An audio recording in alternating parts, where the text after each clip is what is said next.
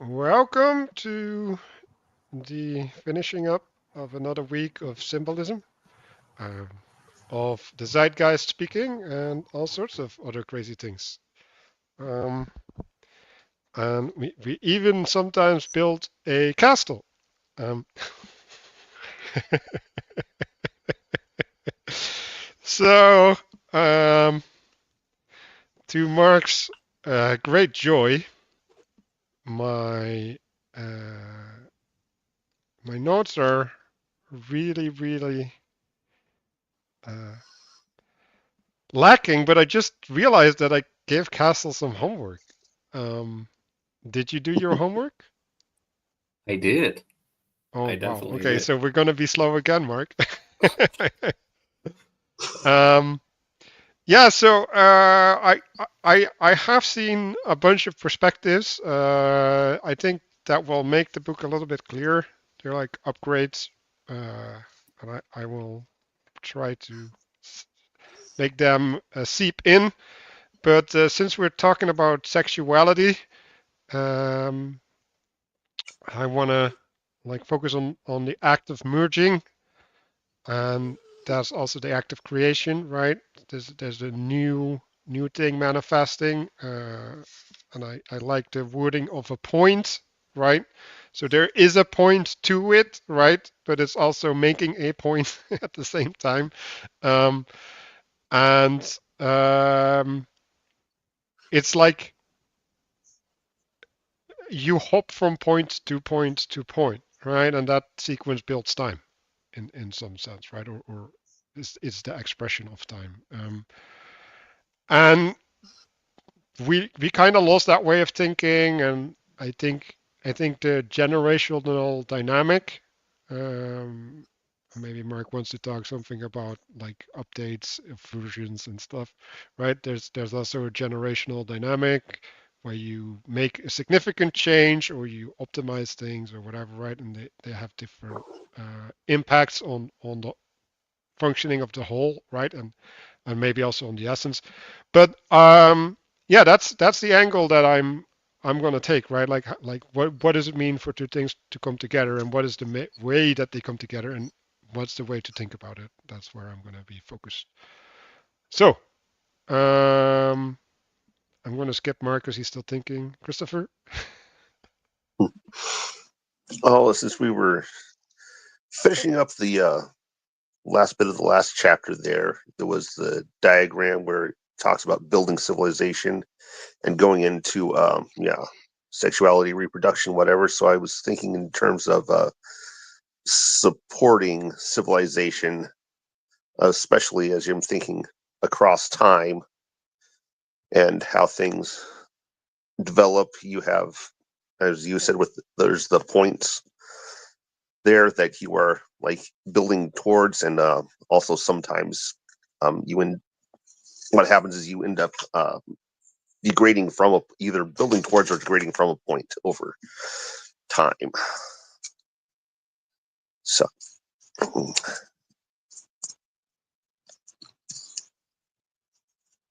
that's what I'm sort of trying to integrate, I guess.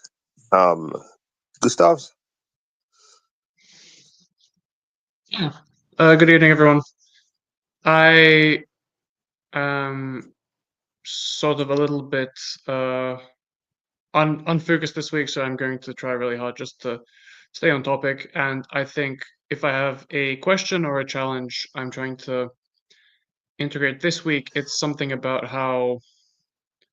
um how how the foreign woman can be justified or something, which I think we'll get to. Like not necessarily trying to justify it in itself, but just trying to see that. Castle?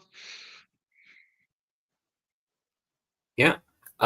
So just a quick recap. At the end of last week, I was issued a formal challenge for this week. Now, something that I'm gonna say is I have two versions of what I'm gonna present today. That depends on what Manuel wants. So I was promised an assault by Manuel last week, and And you guys might not have, well, you didn't see it because when the camera went off and the stream ended, I let him know that I would show him no mercy, but that is conditional. So I want to see if he still maintains the challenge. And we talked a bit about writing becoming necessary once spiritual mediation has been lost. There was this discussion of kind of the a possessiveness over the headship and a lack of necessity of the body. So depending on what Manuel chooses here, we may or may not see a sort of playing out, an exemplification, if you will, of what it looks like to lose the support of the earth. And so we'll kind of do that. There's another way of doing this, though. So I'll just I'll leave that up to how things go. But ultimately, in the same vein of like the writing becoming necessary, people might not be aware that I can keep receipts, and I got a lot of receipts to read off. So again, we could do it two different ways, though. But there's a lot of really interesting things for that last page of that chapter. So no matter what, regardless of whatever sort of silliness, the challenge itself actually did give me a chance to learn a lot of really cool stuff. So I want to present it no matter what. We'll just see in what in what tone that's going to be happening. So I just gotta affirm this first, right? Oh, Promise yeah. is a promise. So I actually have a suggestion, right? We can actually make a video all about it, right? So and then we can go through things point by point. Unless everybody wants to have an all-out war right here, right now. That's fine too. All right. I have garrisoned my troops. I'm just gonna employ Gustav as my guardian because like he All right. I nominate Mark now if you're ready for your attention. Yeah, I just wanted to because it did come up on the Discord just before this. I just wanted to point out that if you sort of look at the structures of the recent chapters and how the book is structured as such, because it may seem as though we're going backwards into sexuality, right, when it should be a baseline, right? But sexuality as a microcosm is important because it is a microcosm. In other words, you have to understand the bigger thing it's embedded in first, because from our perspective, the world emerges from our birth. Of course it does. But obviously, we're emerging into something that pre-existed. That would roughly be called creation. And so it's like, I don't know. I mean, it is called the language of creation. And I think people miss that part. And so that if you look, if you just look on the, on the actual paperback book here, you've got this image of, between the end of 70 and the beginning of 71, you've got this image of blood vengeance, lost balance, and protective mark, right? And arrows going out in two different directions. It's sort of implied that these two things are the component of, this balance. And then on the other page, you have this female dominance, male dominance, and that is the microcosm. It fits within the, the previous diagram. And I think that, ignoring the structure of the book, because we are doing it roughly chapter by chapter, unfortunately, maybe we can speed that up a bit. You lose that structural component, that framing. It strays into the postmodern, if you will, because we're losing the framing. I think that's one of the mistakes that people make with Plato's Republic as well. See the Texas Wisdom Community YouTube channel for that book club. And once you kind of have a sense for that, you're like, oh, we're not like moving backwards and we're not moving downwards as such, but we are dealing with a different fractal layer of reality. And it is simplified in that a microcosm has fewer parts in some way to track than a macrocosm does. And so I think if you keep all of that in mind, all of that framing from, it's the language of creation, right? And we talked about creation, and now we're at the, say, the lowest level of the creation, which is what we are. We're just lowly little worms in this whole thing at some level.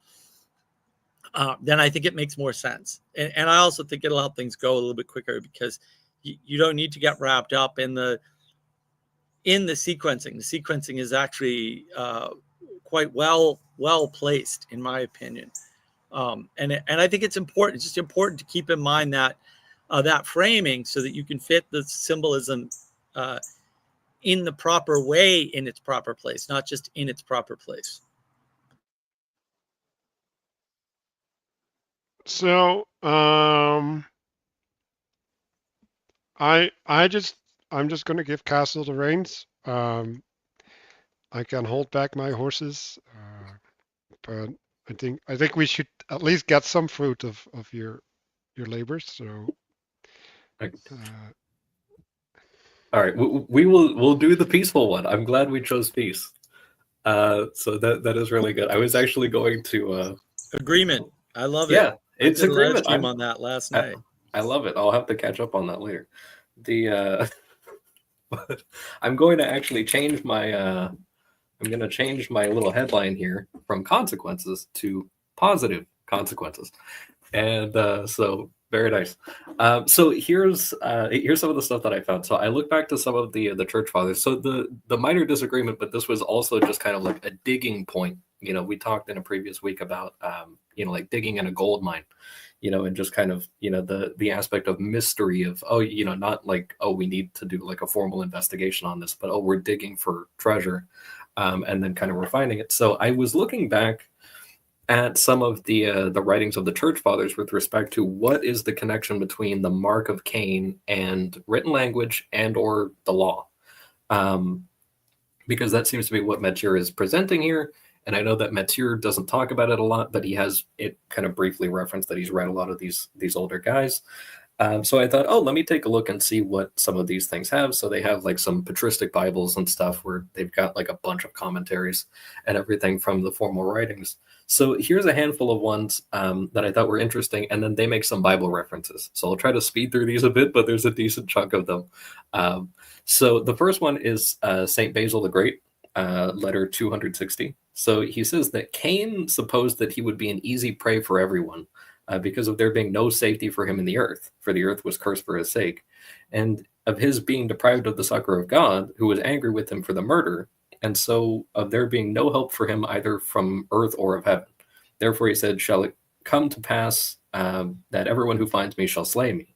Scripture proves his error in the word not so, i.e., you shall not be slain, for to men suffering is punishment, death is a gain, but it brings relief, because it brings relief from their pain. But your life shall be prolonged, that your punishment may be made commensurate with your sins. So you have the kind of wandering from place to place, you know, and it is an interesting kind of aspect of like there's the mercy of him not being killed, but also it's like, no, your punishment must also be more severe in a certain sense.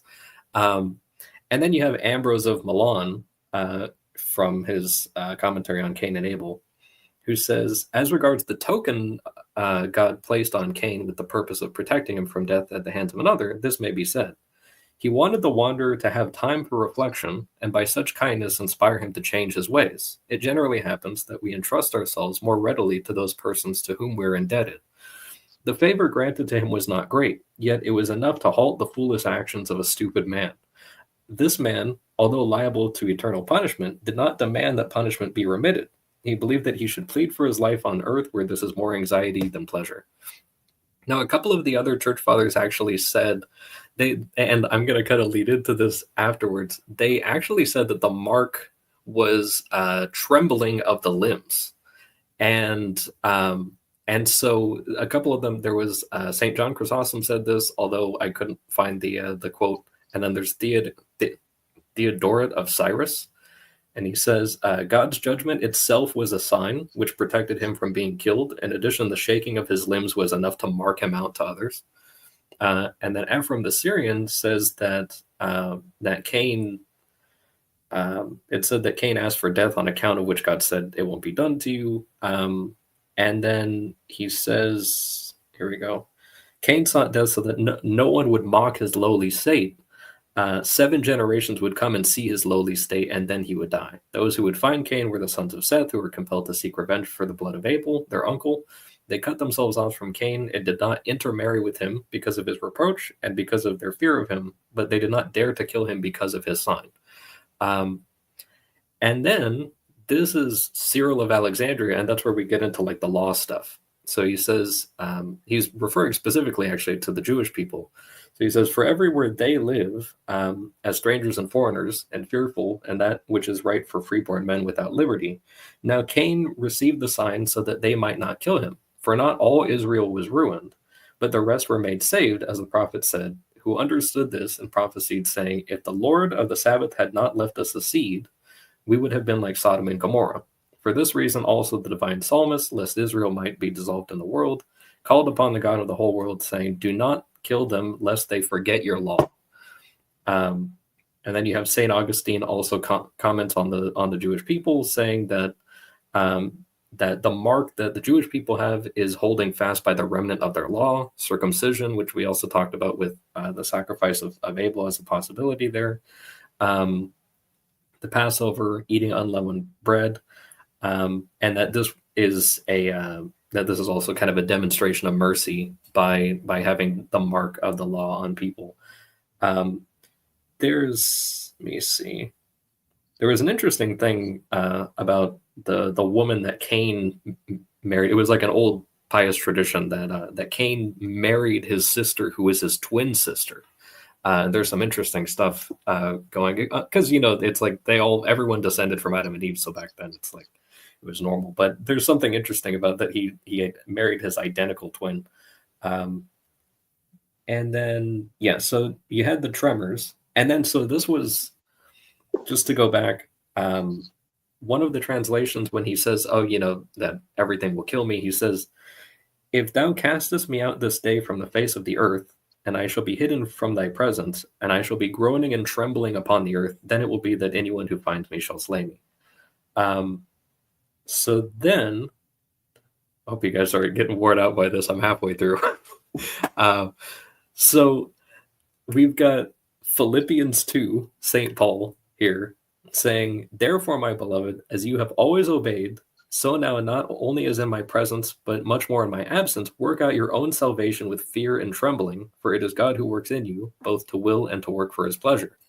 Do all things without grumbling or disputing, that you may be blameless and innocent, children of God without blemish in the midst of a crooked and twisted generation, among whom you shine as lights in the world, holding fast to the word of life, so that in the day of Christ I may be proud that I did not run in vain or labor in vain. And we had the Cain laboring in vain on the ground, even if I'm to be poured out as a drink offering upon the sacrificial offering of your faith. So you also have St. Paul almost connecting himself to the death of Abel and his blood being taken into the ground. I'm glad to rejoice with you all. And then you've got, let me see. Now, I'm not going to read this entire bit, but if the folks at home want to read Isaiah 66, there's a lot of this connection to trembling at the word of God and following his statutes. There's actually a lot in there. And then Psalm 119 has a whole thing, specifically the section with Samech, which is lines 113 through 120, and from Peh, which is 129 through 136, is a whole bunch of trembling and then wanting to follow the statutes or learn the statutes of God. And then the last thing is from Deuteronomy 28, which is, it says 28:58. It says, if you're not careful to do all the words of this law that are written in this book, that you may fear this glorious and awesome name, the Lord your God, then the Lord will bring on you and your offspring extraordinary afflictions severe and lasting, and sicknesses grievous and lasting. And the Lord will scatter you among all peoples, from one end of the earth to the other, and there you shall serve other gods of wood and stone, which neither of you nor your fathers have known. And among these nations you shall find no respite, and there shall be no resting place for the sole of your foot, but the Lord will give you there a trembling heart and falling eyes and a languishing soul. Your life shall hang in doubt before you. Night and day you shall be in dread and have no assurance of your life. And we have like a bunch of echoes to Cain being exiled and being hidden from the sun and from the face of God. In the morning you'll say, if only it were evening. At evening you'll say, if only it were morning, because of the dread that your heart shall feel and the sights that your eyes shall see. And the Lord will bring you back in ships to Egypt, a journey I promised you should never make again. And there you'll offer yourselves as slaves for sale to your enemies, but there will be no buyer, which is just completely, it's just like there's something so cold about that. But also, it's like, consequences. But there's just a bunch of these echoes that I was seeing between having, the trembling at God's word and the outward sign of one who follows the word versus one who is kind of under judgment by the statutes, and the fact that these people would sell themselves into slavery in the land in which they were slaves, and no one would buy them, and that was connected to their trembling and the judgment that was already upon them. So just a bunch of things kind of connected there with Cain being sent into exile. And that's no mercy. Well, that actually connects to the prodigal son story, yeah. Right? Because he has the same, right? He's working in the land, and the land is not giving him anything, and he got mercy. So there you go. Yeah, the thing that I forgot to talk about is the branding of criminals with a mark on the forehead, right? That's the thing that happened. But yeah, I like this idea, right? That the mark is something in contrast to the light shining, right? Like it's like a lack of light shining or something. Yeah, I guess you avoided the law because I didn't hear that part, but law as in like the statutes, like the written statutes of God. Like specifically, that was like from Deuteronomy, which itself is one of the books of the law. Okay. Well, thank you for this tour. Do you want to make a conclusion, or did you just want to throw in a bunch of frames that we could impossibly to process? I think I'm happy with that. Okay. I'm ready to go to the next chapter. I respect your what is it, onslaught? Yeah. Well, that's the getting flooded is a form of losing the support of the earth. So. Yeah. Well, we were actually talking about that, right? Like where you ignore that because you're fixated on a purpose, right? Yeah. Like you're making a point, so you don't get flooded. Yeah. So, well, we're gonna have a Castle show today because you had a lot to say about this chapter too, right? I think we had another disagreement on the framing. I think. Okay. Go ahead.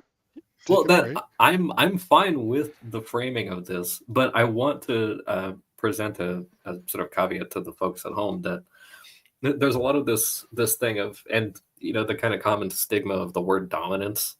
A lot of times it's kind of like this possessiveness, with a clawed fist type of thing. But I just want to kind of connect it to dominion, and like the word domus means house. So you have kind of like, you could, within this context, you could use the word dominance as something like the householdship of the feminine and the householdship of the masculine. Also the connection to lordship. So, the Lord, there's something like, if you break down the old roots of the word Lord, it's something like guardian of the bread, or like in modern terms, you could probably even say like breadwinner. But it's something like that, where it's the person who is watching over like the provisions. There's a hospitality aspect to it. And so it's not necessarily just this kind of like, putting things into forced servitude or anything like that. Although that is the dark, flip side of it. Like, I don't want to completely negate. I don't want to negate the negative valence, right? Because that's still. I don't want to negate the possibility that you can corrupt it, But I don't think that that's what Matthieu is presenting in this chapter. Yeah, I so think I just want to jump in here real quick. Like, our modern conception of dominance has been confused and flattened and compressed to tyranny. Tyranny is corrupt dominance. That's what tyranny is. Dominance is positive, the positive aspect of what you might call tyranny, except it's missing a bunch of stuff, which is why it's corrupt, right? And so to have dominion over something means that you are responsible for it, not that you get to tell it what to do. It's not a one-way relationship. Tyranny is a one-way relationship, power, top-down power from above. That's what tyranny is. And this is a Karl Marx concept, roughly speaking, although obviously the word was used before that. But this is how Karl Marx conceives of all things in the world that have a hierarchy. Unfortunately for him, all things in the world have a hierarchy. And so it's to engage in the hierarchy and understand that there is somebody responsible, that because they have dominion over something, is super important, because there is no negative valence to dominion. Dominion is a positive valenced word. If people are using it that way, they're wrong.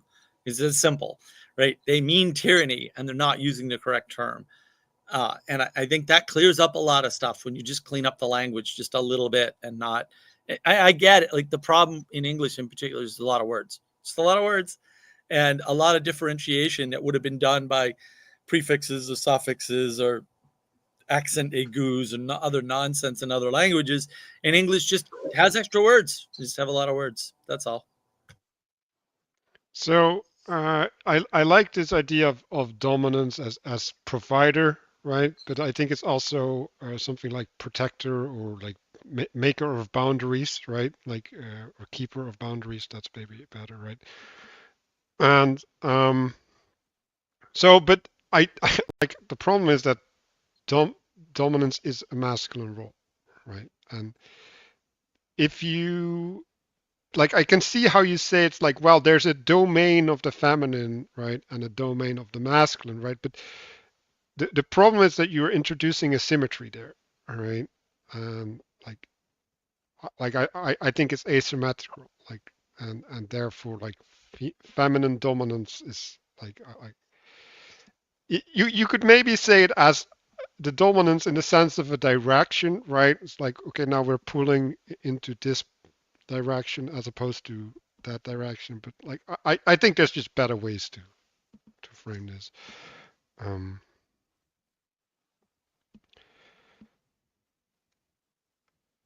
So when we're starting here, it's talking about that God clothes the flesh in the side of Adam, or the human, I guess, and that is an othering, right? So he's like, I don't know how much we went into this last week, but and the thing that really stood out to me, right, is there's a continuation of identity of Adam and Eve, but there's also an othering, right? And so it's like the oneness becomes two, right? And now you get the multiplicity and the dynamic, right? While still maintaining the same identity or something, right? Like the same higher identity. So I think that's something that's happening in that act that people don't look at. Then the masculine and feminine were miniature versions of heaven and earth, interpreted as sources of matter, food, right? So that's related to consumption, and then seeds, right? That's related to sowing. Right? We want to highlight the verb aspect.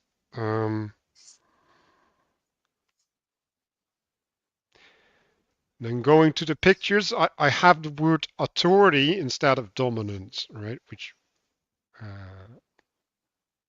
might be better, but also that's also a masculine word. Um, Right. Well, I think that dominance is the right word because it's wrapped up in responsibility. Men are not responsible for certain things that women are responsible for, right? Because we suck at them. That's all. Like it's not that hard, right? Like, and that's where the asymmetry is. The asymmetry is in the fact that it's not swappable. Like you can't swap female dominance for male dominance, and that's why I like the picture. It's like it's pretty clear, right? There's the cyclical element of time in there. There's the chaos that's sort of controlled within the time, and then there's the protective, all-encompassing space, right? And like those two aspects are not, they're not optional, and but also you can't swap them in most cases. I mean, there's always exceptions, right? But that's where the asymmetry comes in. But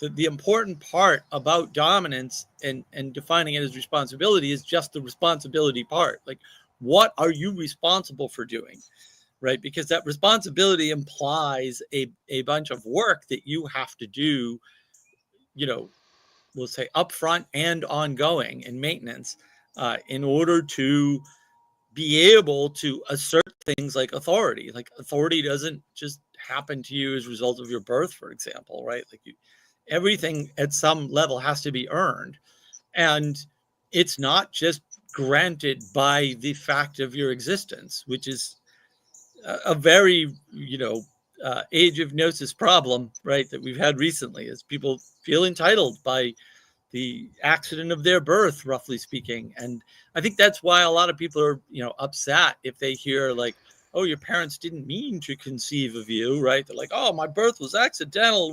What is my inheritance on this earth? And it's like, well, your inheritance is to fill the role of dominance for your gender, and do it in a way that suits you best and is also best for finding the person you're supposed to be with. Because until you kind of assert that, uh, that level of dominance and get that established, someone else can't fit into your life anyway, right? And you need both pieces, like otherwise you're just incomplete. I mean, right? I think Vervaeke talked about this.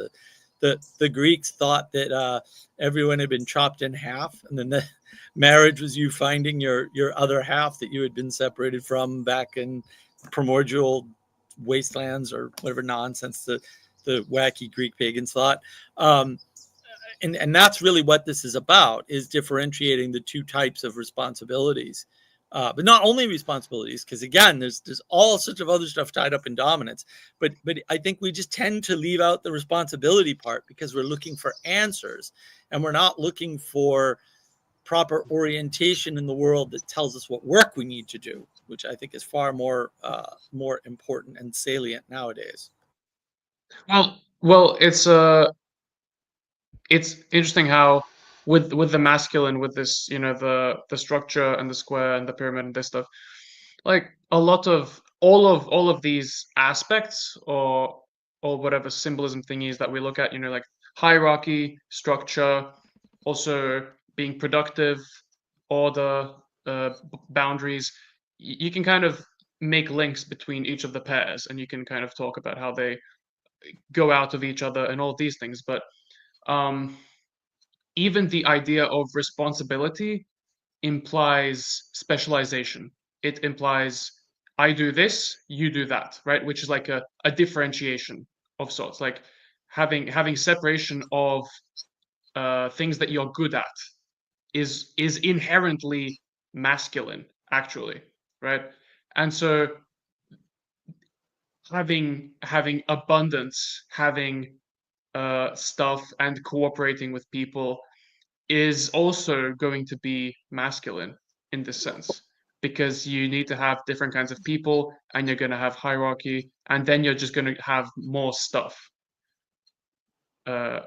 Is also has to do with that thing I keep coming back to, which is that God tells Eve that she will now have to rely on the man to get fed if she wants to have, like, she will hunger after her husband. And there's like lots of ways to interpret this, but one of them is that actually if she wants food, she's going to have to go to a man. And so there's an asymmetrical relationship there, you know. Yeah, I think part of this with the different responsibilities and roles is you have the masculine side is protection and the feminine side is nurturing. One way to do that. So Yeah.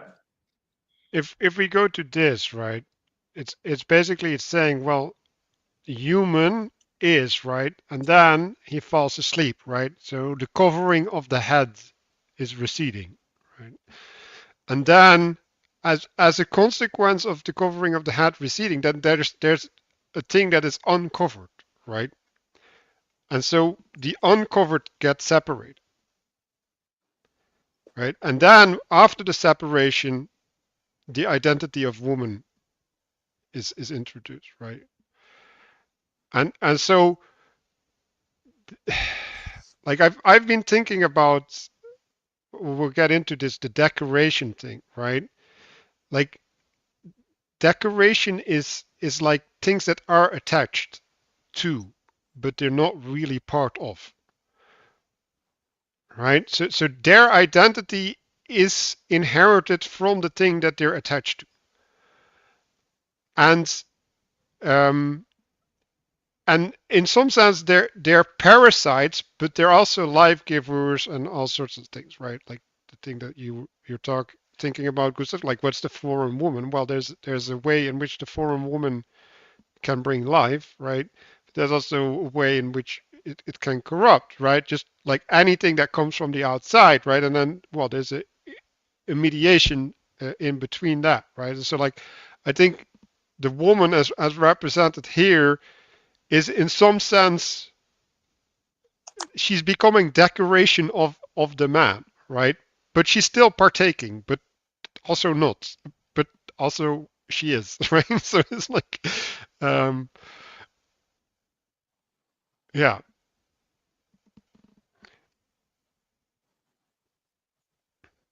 Yeah, there's And I this think I think well, there's I wanted to connect that to the yearning that you're talking about, right? Like, because I think that dance, right?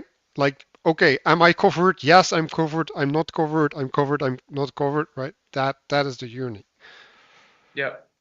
Yeah, well, I think there's also this like the decoration thing is real, of how the woman is like a decoration for the man, in how sort of as people get higher up in some kind of societal hierarchy and so on, you tend to get more of these behaviors of trying to uh of like instead of dealing with very basic needs of the body, like people tend to, you know, just generally tend tend to find, let's say, like more spiritual or like more kind of glorious urges. You know, it's like they want glory, they want to buy some, you know, some silly things just to show off.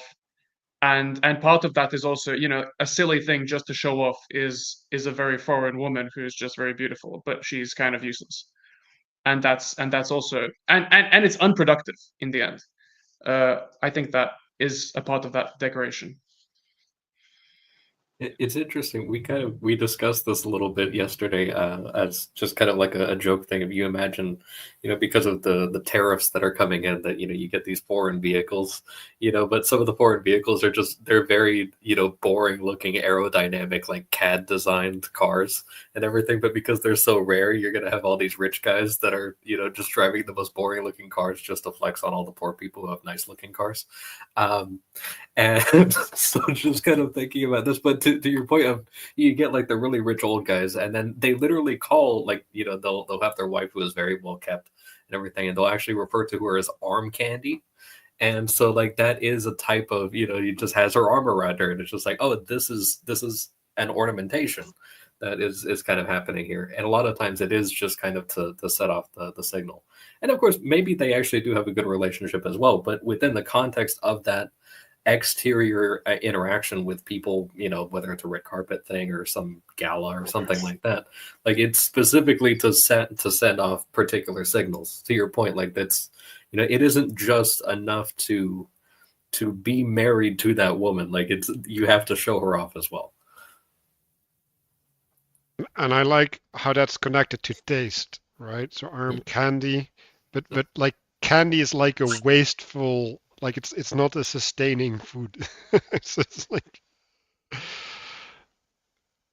so we're going to sleep.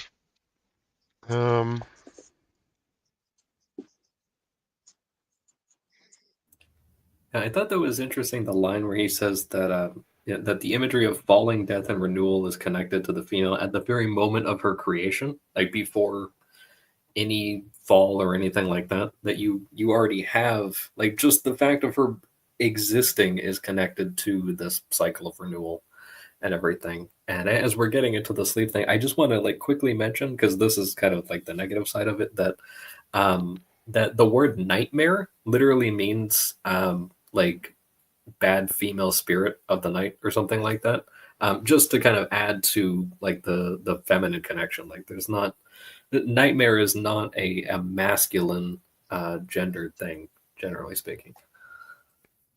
Yeah, so I was talking to Gustav about the woman being connected to the cycle of the moon, right, which is connected to the light, to the night, but it also has this weird characteristic where you have full moon and then you have darkness, right? So there's in the cycle there's a moment where things are lit up, and then there's a moment where things are like covered in darkness, right? And there's an interesting thing again, right? Like with the covering aspect, so it says sleep uh, represents the natural dominion of the female, right? But you can also rephrase it as it is the recession of the covering of the head, right? And then as the head recedes, things start to reorganize, right? So natural structures start to assert itself, right? So like, for example, if you're cramping your leg the whole time, right, you fall asleep, like now it gets to rest, right? Like it gets to go to a different balance than the one that is happening when you impose something from the head. And so in some sense, it's also that the parts get to have their own identity or maintain their own identity or express their own identity, right? So you could say it like the king is calling everybody together for a council, right? And then they all go back to their own domain, right? And so like now there's a way in which the king is not directly asserting himself, but the things are reorganizing as a consequence of having partaken in the council.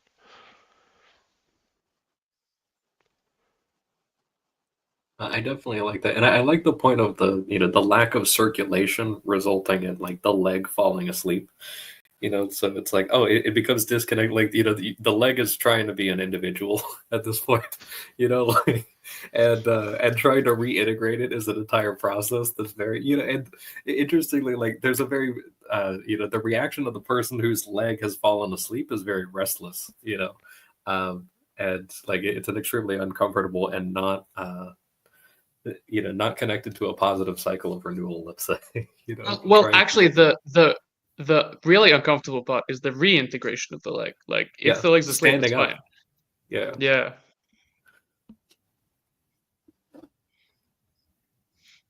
Yeah, that well, in some sense, it's rebelling, right? And you have to reassert. So yeah.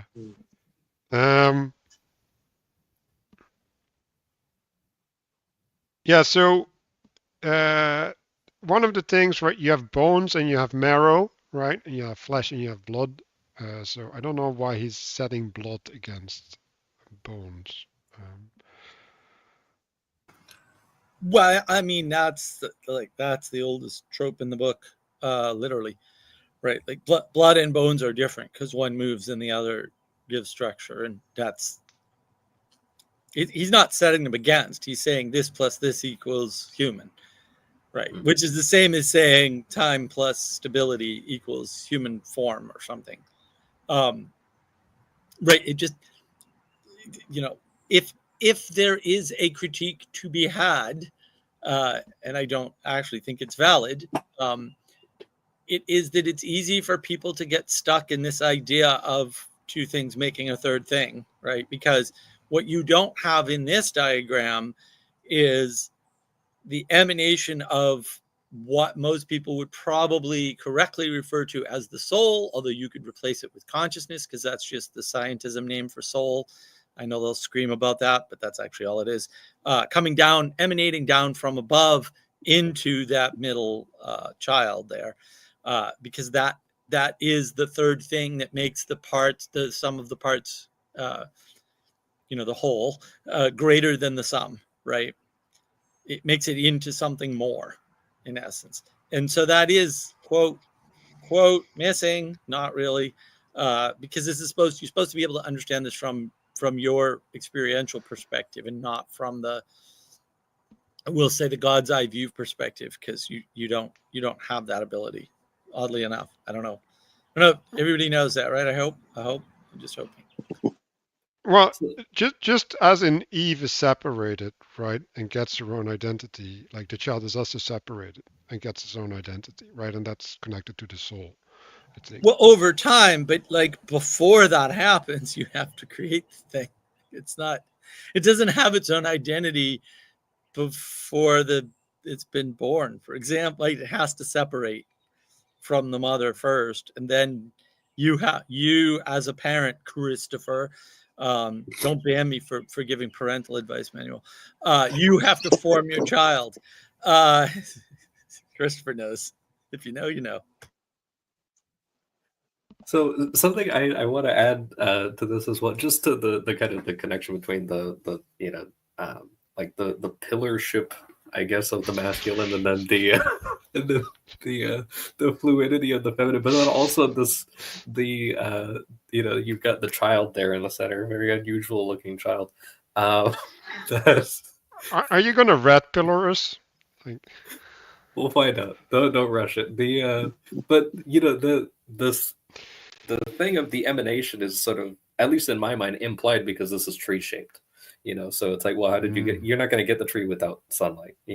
But that is also something that, to Mark's point, experiential. Like you need to kind of, be aware that happens. There's three arrows too. Like I said, right. I don't think it's a valid critique, because if you pay attention to the diagram, there's a third arrow with the vertical causality, and the other two arrows just point to what. If you have to use stupid language, and I guess we do, the non-linearity, right, and the variation of that third dimension. That's why they're off at an angle, roughly speaking. These are side effects. They're not deliberate in that way, right? They're not scientifically thought out in that way. But yeah, it points to the tree-like nature by having the straight arrow points to you're grounded somewhere and you're going somewhere, roughly speaking, right? It points to the unification of that which is above and that which is below. So yeah, and I, like I said, it's not really a valid critique. You should be able to figure out from the title of the book and keep that framing in mind so that you understand the emanation is. This book is about the emanation. It's already like that's what's unfolding in the book. Also, it's in some sense it's like going in all directions, right? So it's like growing in space, right? Like the thing that it can cover is increasing. The perimeter is becoming more broad, right? There's more borders, more fronts of the wall. It's filling more of the world in more locations and directions, right? Because you fill the world. You go, well, why? Why did God do the creation? To fill the world? Like, can we move on now? Like, really? Like, how much of a detailed, precise, accurate answer do you want? That will do. You can actually proceed from there. You don't need more information. More information will not help. I have a video on that on navigating patterns. Just saying. Well, with the implication of fulfillment as a consequence of the filling. I want to add also to this thing. So you have, and for a lot of people, and it seems like he's kind of, leading into this. Like you have this very archaic sort of thing of, oh, the dad provides this, the bones or whatever. But you have a lot of these little sayings, like, oh, the kid's a chip off the old block. The apple doesn't fall far from the tree, and then also referring spine as a sort of masculine trait. This person is spineless, meaning they're not masculine, or oh, that guy's got a lot of spine. So that's just those sort of connections. In the past, when we kind of talked about trees more, there was this thing of like the branches being a lot like the bones of the tree. So to just connect that, but then also more interestingly, I found, and we have this on this paragraph here. Last week, I mentioned that I've got a very old buddy of mine that was an obstetrician, and that he talked about that there was a woman that had been pregnant basically every year for, a decade or a decade and a half or something like that. So she had never, like had her cycle again since she was very young. And so there is this aspect of she was just in, I said she was just in like building mode for that entire time. And there was no need for just the kind of constant cyclical change. But there's a thing that it might seem strange to the reader just above the diagram that says, on the other hand, the red blood of the child's circulatory system comes from the menstruations of the female. Is not necessarily to say like that there's a physical causality, that's happening in reverse or something like that. But this connection of now the exterior cyclicality has been fixed, in quotes as he puts it there. But something that maybe not a lot of people know is that when a woman is pregnant, the blood flow of the baby is actually going through her circulatory system. So she's literally cycling the baby's blood through her own veins for the entire time that she's pregnant. So you do have this aspect of now you've gone from the exterior cycle to the interior cycle. And we've talked about this kind of interior microcosm in terms of like the imagination and stuff like that. But now you have this as physical microcosm, human inside human. It's just to go more into biology. A bunch of stuff came up between bones and blood, because actually, if you think about it in terms of a pyramid, right, and the human as a microcosm, the bones and the blood are kind of like the polar opposite ends of the pyramid, right? It's like the most firm thing and then the most fluid thing. But there's a bunch of stuff in the middle, and it's a whole bunch of different stuff. You got eyes, you got all sorts of organs, muscles, whatever, fingernails. But the bones and the blood actually are like connected, because blood comes from the bones. And like the blood is transient. Like the erythrocytes, like the red blood cells, once they're formed, they are slated for destruction basically, because they can't reform themselves, and they live for, I don't know, a couple of months, couple of weeks, something like that, and then they just die. They can't sustain themselves. They need to be remade all the time. So it's this constant emanation of blood cells from the bones. And also, the red blood cells, they don't have nuclei. They don't contain DNA for themselves. And also, bones can do pretty much fine without blood, I think, except when they get broken. At least, like, for the most part, it's like bones once formed, it's a bunch of minerals and a bunch of cells that seem to do fine without being constantly fed. But once they get broken, then you do need that washing of the blood over it to renew them and to reform them, right? Like, that's a bunch of stuff. So the thing that I got from that is that the recreation of the blood cells is constantly saying yes to the identity of life. Yeah. Like it's a continual affirmation. I don't like I don't like using the term creation again, although I might acquiesce to creation with respect to birth. It's just easier for me if there's just one creation, one event ever. But there's a difference between, let's say, the initial manifestation and the maintenance.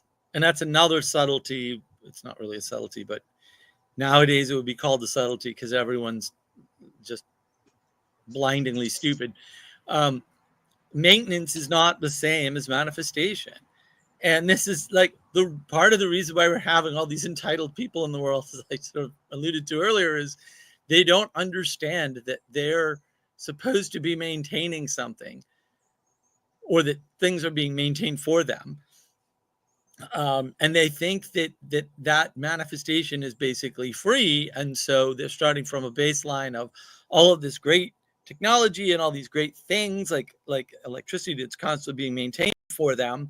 And then assuming that because other people have more, that and all people are equally valuable somehow, which is absolutely not true, that they also are deserving of those things. And that's not the case. Like, the reason why people have things by and large is because they did something differently from you, differentiated usually by effort or work, right? Or the focused direction of your time, energy, and attention. And that's why you don't have those things, because you're not willing to do the things required to set yourself up to have those things, whatever they are. And you hear this a lot, like with the TikTok females right now, right? They're just, I want a man with these qualities or whatever. And it's like, well, what do you bring to the table? And the answer is basically they have almost nothing to bring to the table, other than, we'll say, maybe beauty, right? But they really don't, like, they're not willing to do any of the other things. And it's like, well, but then what? You're no good to me. and that's the problem. They think they're entitled to a billionaire, right? Because that he can, quote, provide everything. And of course that doesn't work. Jeff Bezos got divorced. I mean, I don't know, what more evidence do you need? Right. And so when we don't have a differentiation between, we'll say, the very difficult work of manifesting something initially, and the relatively much easier, but also much more boring work of maintaining something, we're losing aspects of our responsibility in the world, and how our responsibility isn't like a consistent thing. It changes all the time. I'm sure Christopher's going to yell and scream and say, no, taking care of a 2-year-old is exactly the same as taking care of a 5-year-old. What are you talking about, Mark? But like, and that's the thing. It's so obvious. I'm like, how is everybody missing that? This should be part of the the larger conversation, not the wars and the tariffs and all this other completely unimportant garbage. There's nothing to do with your life. What are you maintaining? What are you contributing to? And what are you manifesting? And how much time, energy, and attention, how much effort, how much work are you putting into manifesting something? Like, it's hard work to, maintain a house, but it's harder work to build one. I mean, even if you make the argument that, well, no, nowadays people just buy one. I've bought 2, right? So I'm quite familiar with this process, right?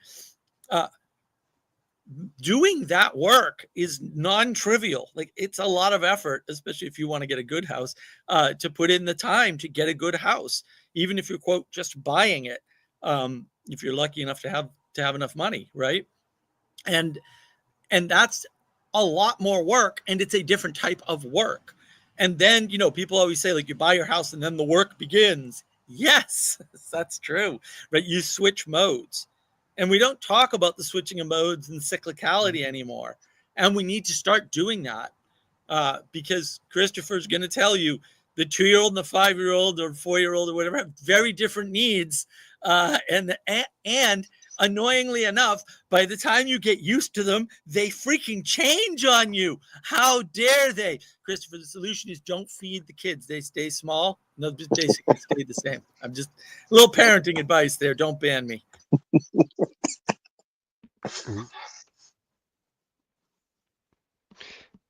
I was gonna make a joke about blood and renewal, but I'll just not go there. So the thing that Mark neglected to mention is, if you work for something, right? If you upkeep it, it forms you back, right? So you get your identity from that too, right? And so, like, all these women, right? Like, they want to be arm candy, right? Which like is not good for your health. And also like, what are you getting back? Right? Like they're talking about, ooh, men are so objectifying women. And it's like, well, yeah, but if you present yourself as candy, then like, what else are you? Like, like how am I supposed to establish a relationship with candy? It's like, oh, you're sweet. Like, okay, great. There isn't that I've mentioned it before. It's such a brutal one of the like the aphorisms of King Solomon where he says, you know, like a beautiful woman with no discretion, which really is like related to what Gustav said, like with taste. Or no, it was Manuel that you said that there's the connection there as well of like being able to like try a little bit of something and then kind of discern like, okay, more of this or less of this or whatever. But he says that, you know, that's like a pig with a gold ring in its nose, you know, that it's just like it's okay, yeah, you can have this great thing. But I remember hearing a while back, it was St. John Chrysostom's marriage prep, and he was talking actually about like, you know, how foreign your wife should be, you know, with respect to certain things, and you know, and he recommends certain things, and even says that, you know, go for like just the poorest, you know, girl you can possibly find. But he says he's like, one thing you need to be aware of is that you can have an extremely beautiful wife, but you'll get bored of that in like 3 to 6 months max, probably less. And he's like, and all the other problems are going to start presenting themselves. It's just like, you know, it like that's a plus and everything, cool. But also, if that's what you're looking for, like you're gonna have so many issues that you're not ready for. Yeah, so I heard this description about that the women are virtuous because of lack, and the men are virtuous because of affluence, and so because the less lack there is in a woman, right? Like the more predefined she is. Like she just brings things with her, and then you're gonna have to give that a place, right? Because what she brings with her is foreign, right? In general, at least. So, um, yeah. So the Well, lack as a virtue. also, if she has a lot of stuff, she tries to pull you into that world instead of the other way around, and then there's a submission of you to her instead, Right. which, uh, I don't know, like some people, I don't know, it's a messy thing and not recommended, I think, by most people who have Yeah. experience with these things. Well, it's a good point, Gustav's right. If you don't build the house, you will have to get dragged along with her. Now, it doesn't have to be a physical house, Gustav. You're okay in the apartment, but like you still have to make the space. If you don't make the space, if you don't provide the space, if you don't have a secure, controlled space, right? It doesn't mean you have to keep it forever, right? You can change it, but you like she has to have some expectation that if you change it, A, that you can change it, and B, that you can control that change. Like if you don't have that, you will get dragged along with her because you don't, if you're not anchored, she's going to carry you along in the waters with her. Like that's what this says. Like you're supposed to provide the anchoring, but you have to provide that anchor. Like you have to do that work to make sure it's there. And that's what they're basically longing for to some extent, right? Is people need to be controlled. Men need to be told to stop riding a motorcycle when the kids are born. Like these are just normal. This is normal. You should be driving a motorcycle anyway. But you know, I knew a beautiful woman, and her husband died because he fell off a mountain when he was mountain climbing. He's a mountain climber. They didn't have any kids, fortunately, but like that. You got a family, man. You got to be around to take care of the family. You can't be reckless anymore, you know. And that's the woman controlling the man, and that's appropriate too because they each have their mode of dominion, and everyone's got their perspective. And it's amazing how many times, you know, a female perspective shows a man something they didn't see before, and vice versa, for sure. But it's super important because when you don't have that available to you, you go off unnecessarily. I would say the way that women sort of go to say off the rails or out of control is very different from the way men do it. But we both do it. Like it's just an asymmetrical manifestation. It's not an asymmetrical principle. And it's confusing because when we focus on material, we think, oh, women are crazy. And it's like, men are crazy too, man. Our crazy just looks different. That's really all that's going on there. And if you don't recognize that, you don't recognize the need for that alternative perspective to help you. And the craziness doesn't have to manifest as,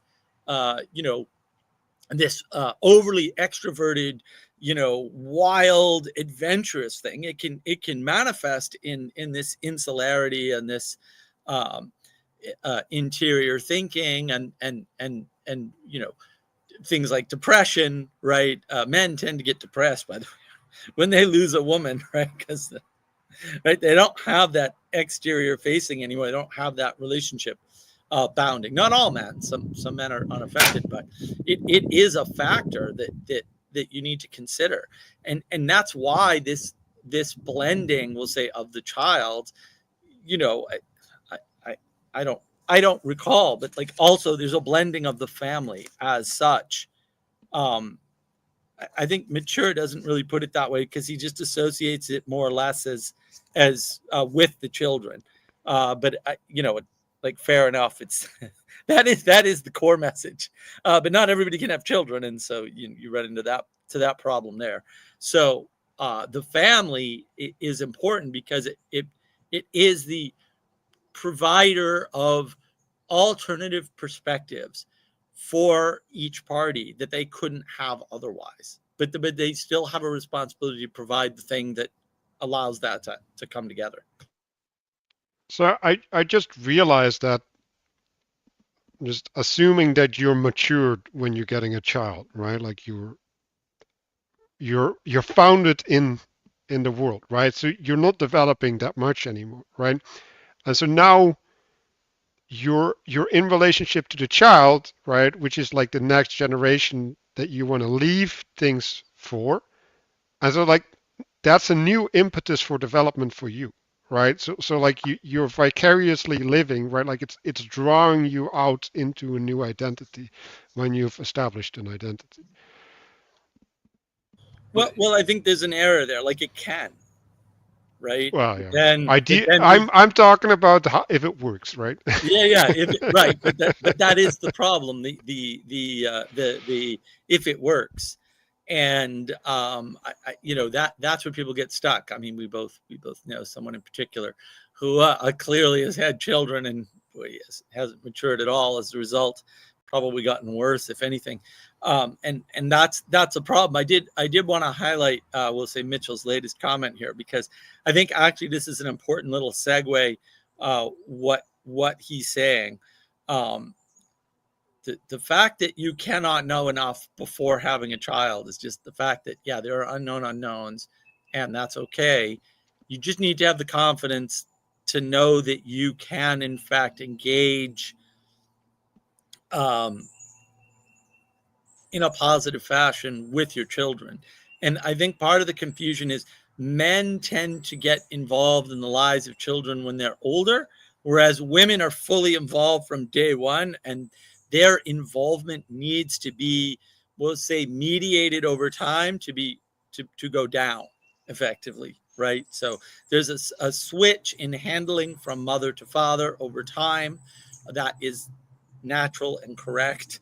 And there are tons of, we'll say, material reasons for that too, but also there's the more spiritual aspect of it. And that's the mother obviously never goes away, right? You lose your mother, it's a pretty big deal. It's happened to me. It's not fun. And you don't know what that's like either, by the way, because it only happens to you once. And so, but there's lots of things in life that you don't have knowledge of ahead of time.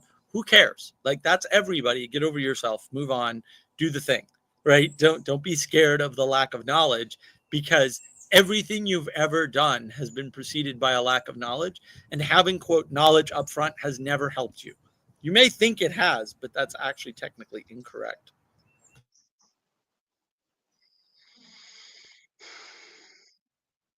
Yeah, so this So wait. point. Before we move on, just the previous sentence about rectifying the field through plowing. That's kind of what Cain was given to do, right? That's Cain's job. So what does that say about Cain? Well, I don't think he was actually rectifying the field before he was getting the offerings. That like that he should have been refining it, but he just took an offering from the field. Like he took wild stuff instead of cultivating it. Well, but like like I actually had this argument with Mark, right? Like I think there's a cultivation of the field and there's a cultivation of the crop, right? And so you can cultivate the field and not refine the crop, right? Like there's levels, right? And then you can harvest the crop, right, and not make bread from it, right? So there's all sorts of places where you can have failure of the refinement aspect, right? And because it's a sequential process that ends up with well, glory, right? And if you fall short of the glory step, I think that's the issue. Yeah, I think there's two aspects to Gustav. So one interesting thing I heard, and I apologize if we get where the hell I heard it. I think it was before vacation, and vacation was very overwhelming for my poor brain. They said that Cain, it's possible. One interpretation is that Cain is not supposed to give an offering. That the priestly class should be maintained, and Cain wasn't supposed to do that. But aside from that, you know, what Castle was pointing out with the refinement is explicit in the text.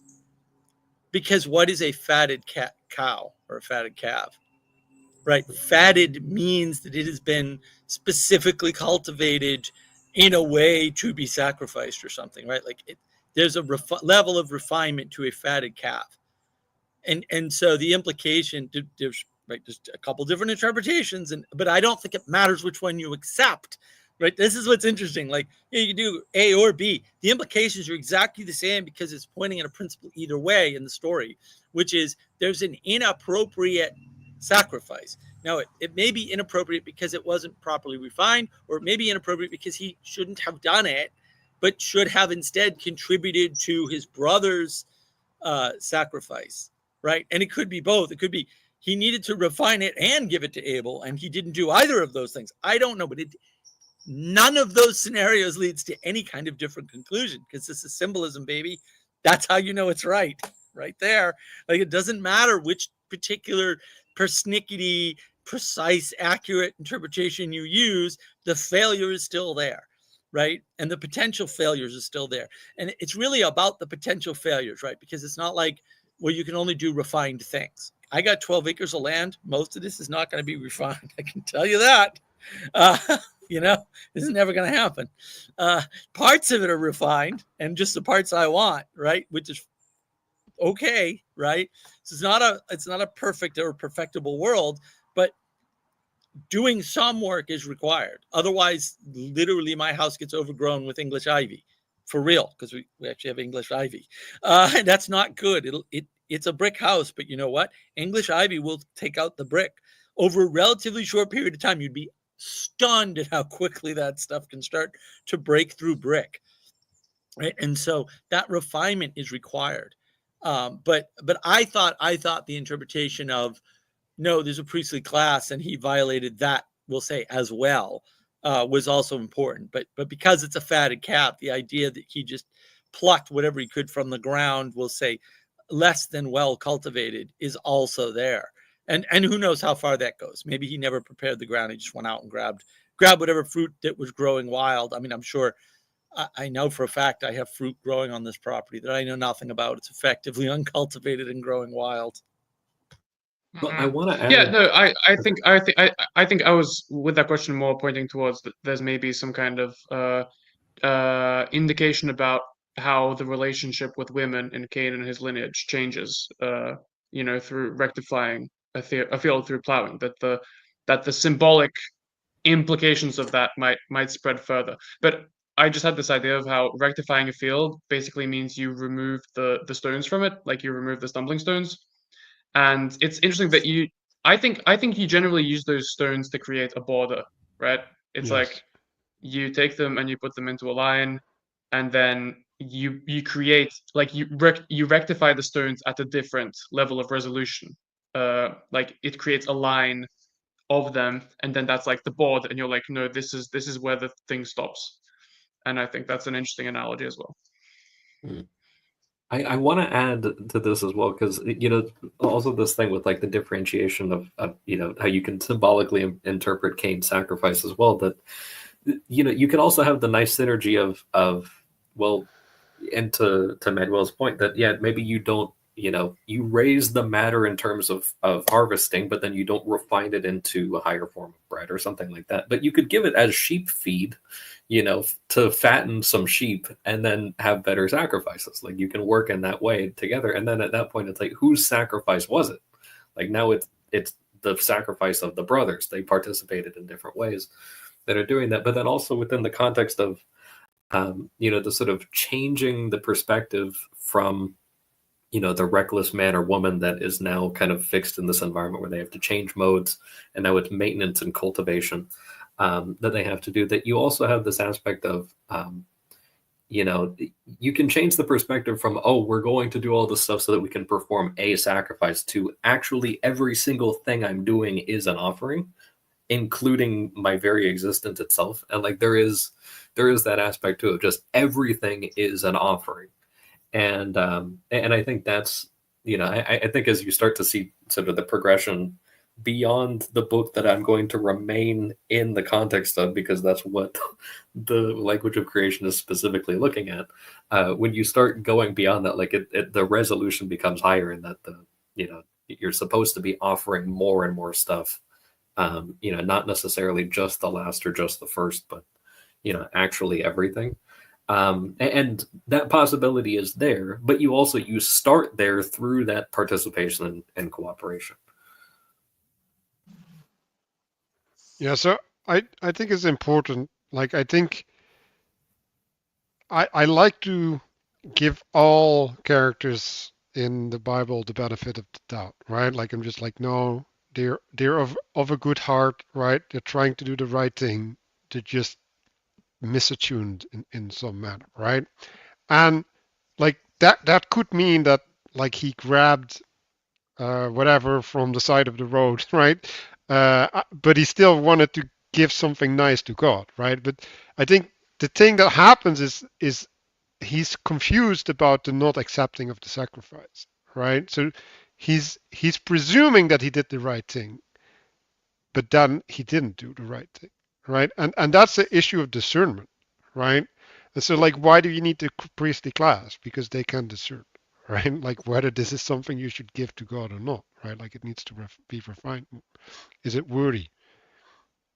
So and like yeah, like we were talking about the crops, right? Like it's like you prepare the field, then you prepare the crops, then you process the crops, right? You can fail at each step, right? Like there's a failure state at each step, and like wherever you fail, like you're not going to get the end result, right? Like it's always going to be the same conclusion in that manner, right? So like it doesn't even matter at what point you fail. Like it's just not relevant. And to add also with the just kind of offering everything, that like just because his sacrifice wasn't accepted, he wasn't told. Like that was the other thing too, is that when God turns to him, he doesn't say, he essentially tells him to try again. And it's like, well, it's like you can. He also didn't say like, yeah, that was a failure. You insulted me by offering something that wasn't good enough. He did say like, yeah, you need to do better, but also like try again. And that's also the benefit too of like, well, if you're offering everything all the time, then maybe most of it is not accepted, but also maybe some of it is. And you're also completely detached. Like you're not having that thing of, oh gosh, he didn't accept this one. It's like, no, like I just send all of it, and like, it's not mine to. I'm not here to calculate things. Like I don't do math. I just give the thing. Yeah, I think that's important, right? Because it's self-imposed, right? Just like the shame in the Garden of Eden is self-imposed, right? It's like, why are you hiding? Like, God didn't tell you to hide. Like, Right. there's like a natural response to the realization that something is not working the way that you intended, right? So that like that's like a failure of self-expression or something, right? And then now you're in conflict with yourself. Well, you're in conflict with the world. I mean, this is the problem in what I refer to as the age of gnosis, right? Where propositions are the highest value. The implication from propositions of the highest value is that all judgment is a function of speech or language or something. And that's false. You judge yourself when you take an act. Like, all actions are a result of judgment. If you don't believe me, you can look at Navigating Patterns. I went over this: discernment, judgment, and action. You can't take an action without a judgment. And if you're not using discernment because you've been told you don't have to judge, or judgment is bad, or you're not judging, or whatever, you're going to lose discernment in the world. You're not going to know reality. When you take an action in the world, that action gets judged by the consequences, by the results, by the reaction of the world to your action. And that has nothing to do with language. That happens completely independently of any authority outside of yourself telling you anything. And yeah, it's not perfect, because it turns out you're not perfect. I don't know why I have to tell people that, but apparently this is the world we're living in now. And that judgment is there. And like, sometimes it's false. Sometimes you redo your resume and you go for the job and you don't get the job, and you think, oh, I redid my resume wrong. Maybe not. Maybe your resume is fine, right? But it's not easy to do that judgment. Judgment isn't a perfect compass that tells you exactly what you need to hear, how you need to hear it at the time. But it's always there. It's always happening, because you're always taking action in the world, and you can't escape judgment. And blaming other people for judgment because they use the wrong pronouns is not going to fix the problem, but it sure as hell is going to make everything worse. So don't do that. Yeah, there's a is ought thing there, right? So what you're describing is, okay, the resume is right, and then the question is, what ought you do about that, right? And then the problem that a lot of people have is they collapse those, right? It's like, okay, like I didn't get accepted, so my resume is wrong, and I have to rewrite it, and I don't want to do that, so I'm going to reject it, the first part of it, like of the whole sequence, so I don't have to deal with the last part. And yeah, that's where you get into trouble. Yeah. I've literally had this, like, looking at resumes before, where it's just like, oh, I've got 600 resumes that got sent in, and I have a lot of other things that I have to do as well. So at the end of this, like, I'm gonna do this over the course of a week, and I'll have seen 50.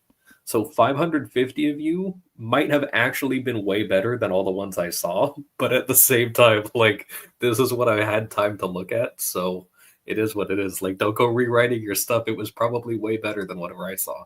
But also, it's just like, it is what it is.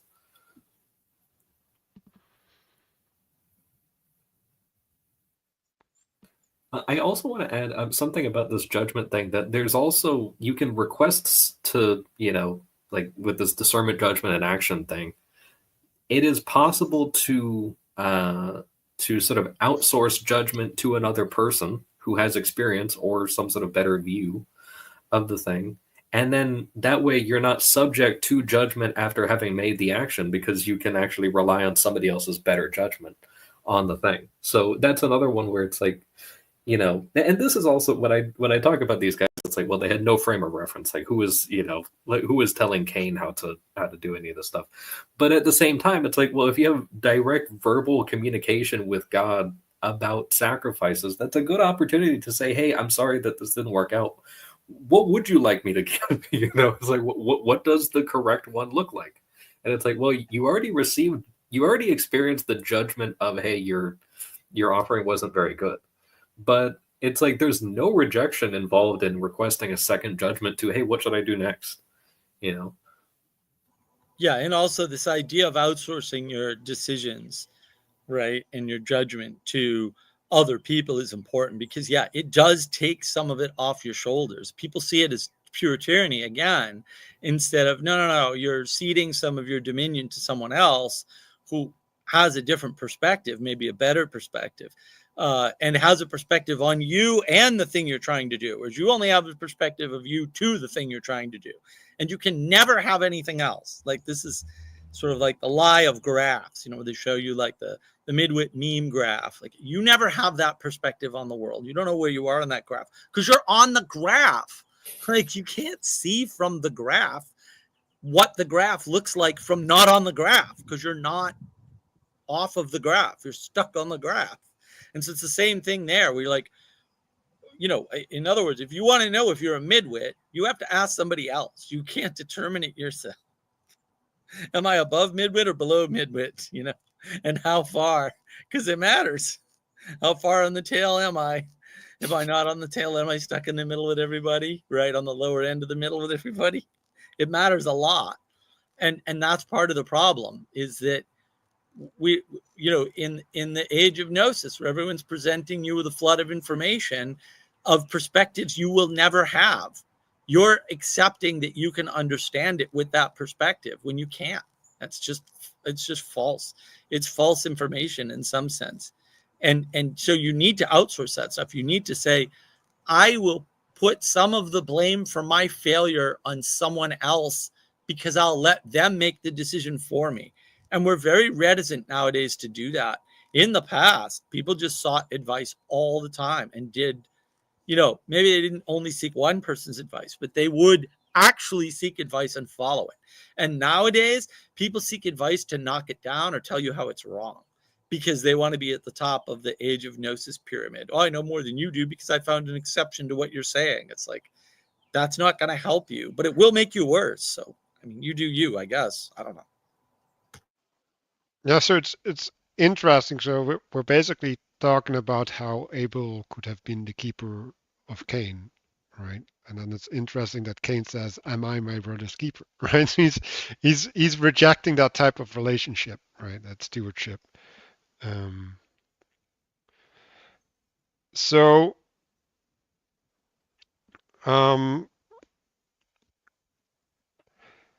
yeah. Does anybody have anything to say about the last page?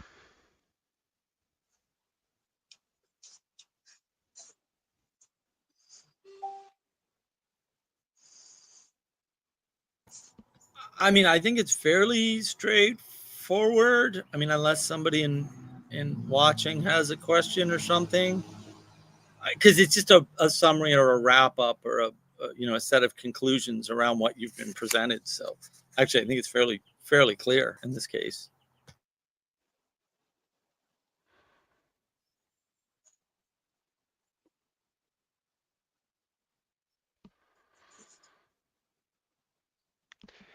Okay, yeah, so I had associations with language, law, and purpose. I don't know how I connected those, but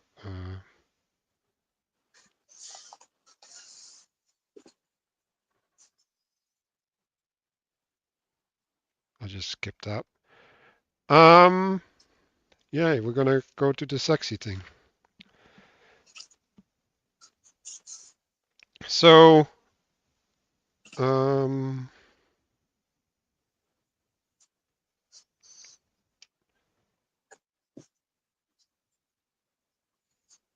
let's see, like, does anybody have anything that they want to say about the start of this chapter?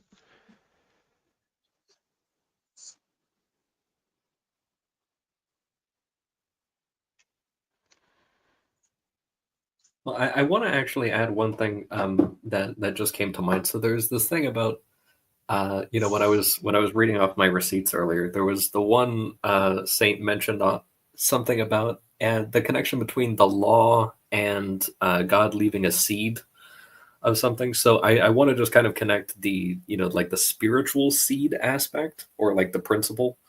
So you have in the first paragraph here, a female who readily supports the seed of the male. Also, this is one of the major things that kind of happens, to the point of the last sentence of the previous chapter. It says, a combination of these analogies. There's a lot of significant male-female interactions in the narratives of the Bible. And then discussing also this topic because we're getting into the female and the familiar and the foreign female.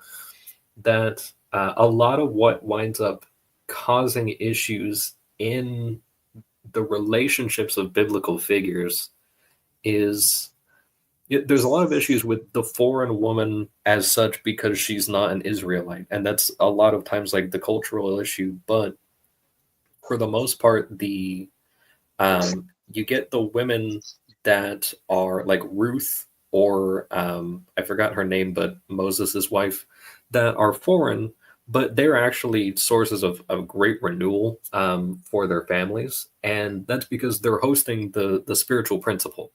And they're actually upholding that in many ways better than the more familiar alternative. Whereas you get a lot of these examples of, and they're like extreme exemplars of that sort of thing. Like that's why they get their own books sometimes, in the case of Ruth. Or in the case of, you get like Esther, who's the wife of a foreign king. And in that sense, like she's participating in a much higher principle than even he has, which is interesting. And then that winds up bringing greater stability. So you have that aspect. And then this thing of a lot of the guys that, whether you look at Solomon or Samson, who wind up going for the foreign woman, are these women that have no connection to God, essentially, or they have some sort of idolatry or something like that. So even if they're not actually from another country, there's something foreign about them because of their incapacity to support the spiritual seed or principle, not just in the material sense. Yeah, so I kind of want to fix this with, because I didn't like familiar, and then I was like, oh, but familiar is just of the family, right?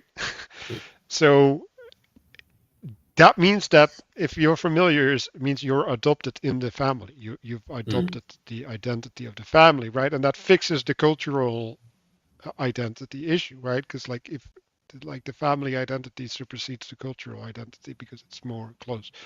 And so yeah, there's an adoption of the inheritance of the male in some sense, right? Because yeah. Go ahead. Well, I was just going to say, earlier we talked about the guy that marries a woman from an extremely rich family, whereas he is not, and that in fact, even John Chrysostom talks about this. He says, just let her complain for a month or two, but just hold firm, and then she'll be fine. But just, don't budge an inch and let her complain for about 2 months, and then she'll be happy. But, but you have this thing of like the incongruity with, okay, she's from the same country. Maybe it's like, even from the same city, but there's something strange and unfamiliar because of this, enormous class difference or something like that. And so you're also running into, like, it's not just within the religious context. Like now we're also talking not just economically, but also in terms of like, maybe the level of I don't know, like the amount of latitude that you have and options that you have based on your resources.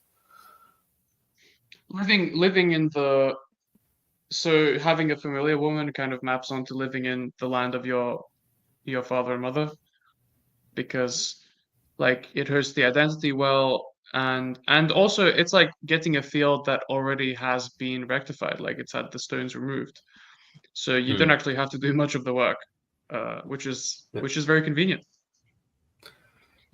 I think Mark and I actually talked about this the other day briefly, that this thing of, a lot of times you hear even from, many decades past of couples that they got married and then like lived with like one of their sets of parents or something like that for like the first 3 years of their marriage, and that's something, even like my old buddy Bruce, who's probably like pushing 70 now, he talked about this, that he was like, yeah, he lived with his, I don't know if it was his parents or his wife's parents, but yeah, they got married. And then from like the age of 27 to like 31 or something like that, they lived there, like in the basement of one of the families or something. But then you get like multi-generational housing as well, where you see those things like, in the United States, a lot of times, I think it's like one of the highest income brackets by demographic is like Asian women, because a lot of times like they have, you buy the building and then you got the business, and then above the business you got the apartments. And it's like, well, you got the kids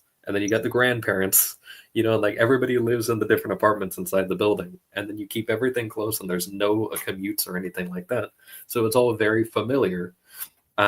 And it's like, well, being able to do that, everyone is also, they're working in the same place too. Like they all work, live, and study together all at once. And then, their income and expenses are just ridiculously better than everybody else, essentially. Yeah, I was listening to a podcast that they were talking about the validity of class, right? And class is associated with culture, but culture on a more practical expression, right? So just because of access to certain resources, you cannot have certain expressions, and that means that you're going to be foreign, right? Just because the reference for the world in the world that you have is completely different, right? Just take if you have to worry about money versus not having to worry about money, you get spending patterns, right? Like just things that you value are just going to be different, right? So, yeah, you gotta resolve that, right? Um,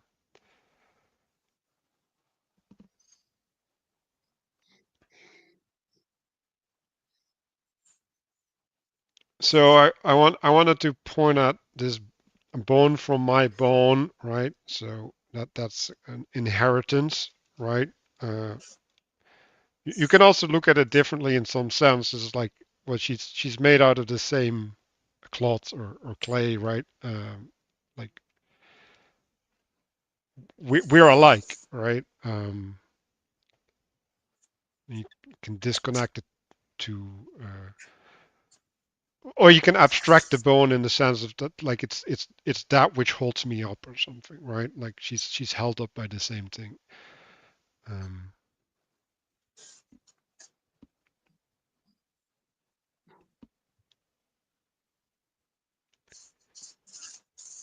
so here we got the flaw. Um, so I think at this point, I want to introduce the idea of having the triangles.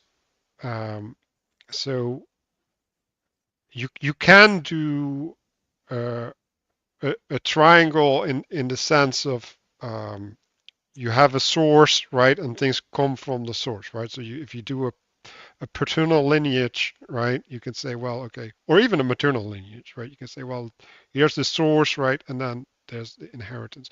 But if you have two things that come together, right, and now you're preceding something through time, and I think that's better represented in a horizontal uh, line where things come in, right? They start partaking in that line, right? And so they can come from below or they come from above, right? And then the offspring or the next generation, right? Like is a new point that gets a new interface with the world, right? And so the inconsistent offspring is basically offspring that has two masters, right? Like it has two sources.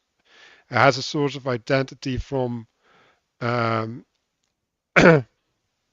from the father and a source of identity from the mother, and now they're in competition, right? And it's like, what do you do, right? Like, do you reject one fully, right? So do you side with one or the other, or are we going to do a buffet, right? Like pick and choose. but It's but all of living in dualism. oh, that yeah. Well, now that I think about that, right, it's like, well, why does Viveki not want dualism, right? Because he wants to resolve this problem. And like, why does he want to resolve this problem? Because he doesn't want to have emanation. Yeah. Yeah, this one's it's definitely a rough one because I mean I think we probably see a lot of examples of this, but there's one in particular I remember where there was a guy that and like it's easy to get the right side of the diagram start happening even when there's seemingly pretty close familiarity with, especially like the types of principles that a person has. And I mean, you could think of this like the super hardcore political people, where it's just like, well, these people vote slightly differently, and the people that really make like a huge thing out of this, like you get, everybody fights at Thanksgiving and crazy stuff like that. But then you get an example of like, I met a guy that he was like, his dad was from a Christian background, and then his mom was from a Hindu background. And it was a really difficult scenario for him. And then what wound up happening is that he was essentially neither. And then like the only escape was like drugs and alcohol and stuff like that. And it's like, that is actually a very common thing that happens there. So he is, like under the waterline on the right side of the diagram there. I think he actually started getting kind of back into stuff, but it required like a heavy rebound after a rough fall. But it was like that type of stuff is avoidable, So, but that's one of those things. Like there's consequences to a lot of these things. Like in the past, like Mark has made the association between original sin and fetal alcohol syndrome. Where it's just like, this is not necessarily something like, oh, the kid did something wrong. It's like, no, this is just consequences. Like that's just what it is. Yeah, so it's interesting because I actually heard someone defend their sin effectively, right? It's like, well, it contributed to who I am, and I couldn't be who I am without it happening, right? And she couldn't get to the place where it was like, wow, it would have been better if it didn't happen, right? Like that acceptance, like she couldn't get there, and that's has to do with regret and all that stuff, right? Like, well, but it's also the preference of the individualism and having an individual identity, both of which are impossible conditions, over integrating into the world. Because if you're integrated into the world, bad things are bad, and it's better by definition that bad things don't happen, right? And then when they do, it's better that they get integrated into who you were rather than they change you into who you are, right? Now, that's the opposite of true for good things.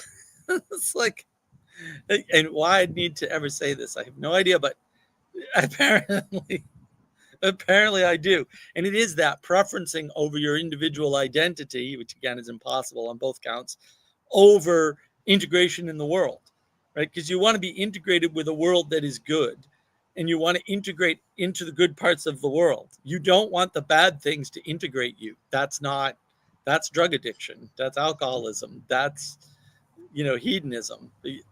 That's not better. Like, just, raise your children instead, right? Christopher can tell you, he's doing it. But you also get this thing of, I was thinking about the connection between like memory and membership, so you also, I was thinking of, you get like memberships to like Netflix and, these random things that you can have, but also there is a certain aspect of reconnecting yourself to something. Like you are a member of whatever you have a membership for, but then also you are reattaching yourself to whatever thing you're remembering. So if there is something that you weren't able to integrate as, that it would have been better if that didn't happen, but that gave me contrast to see, and now I'm doing better stuff and I don't have to connect myself to that anymore.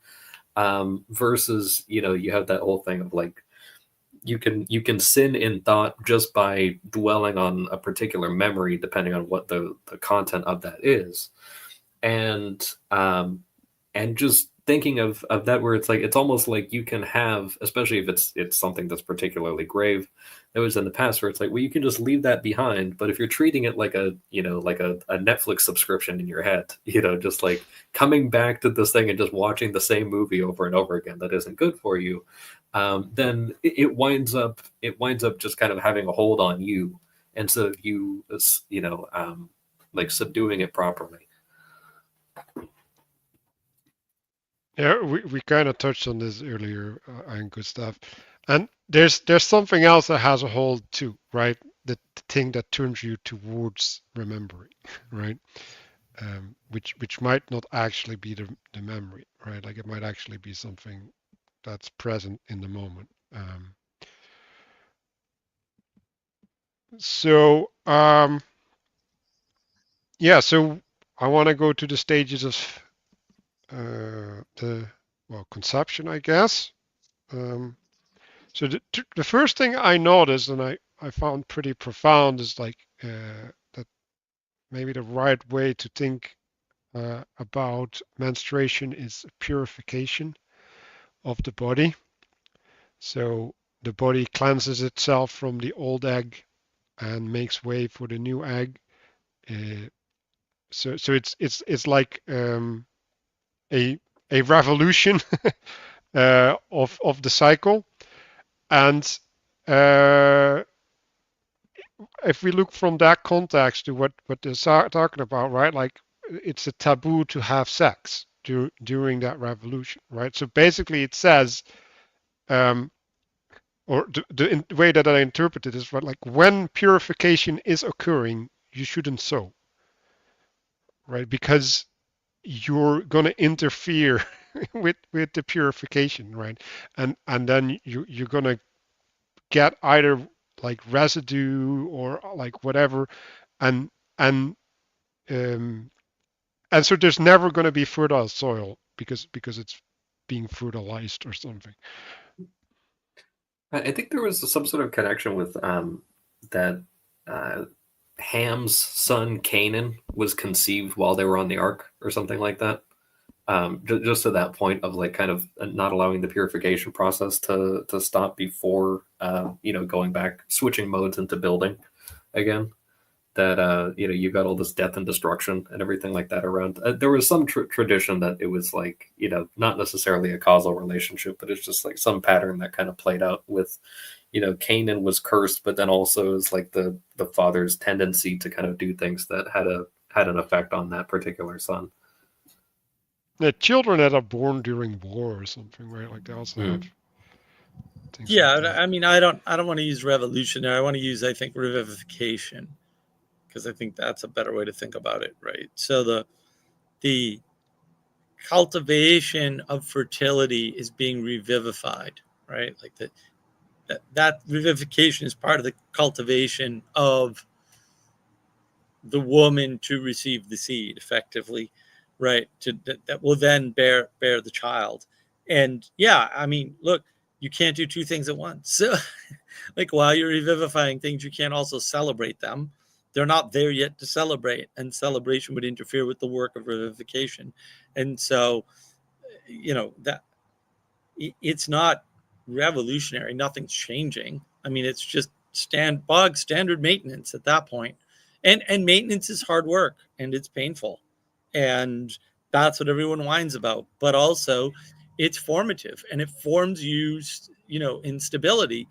That's why children who, go to work when they're very young, like I was working at age 15, I think, a regular job at a relatively large corporation, like they just do better.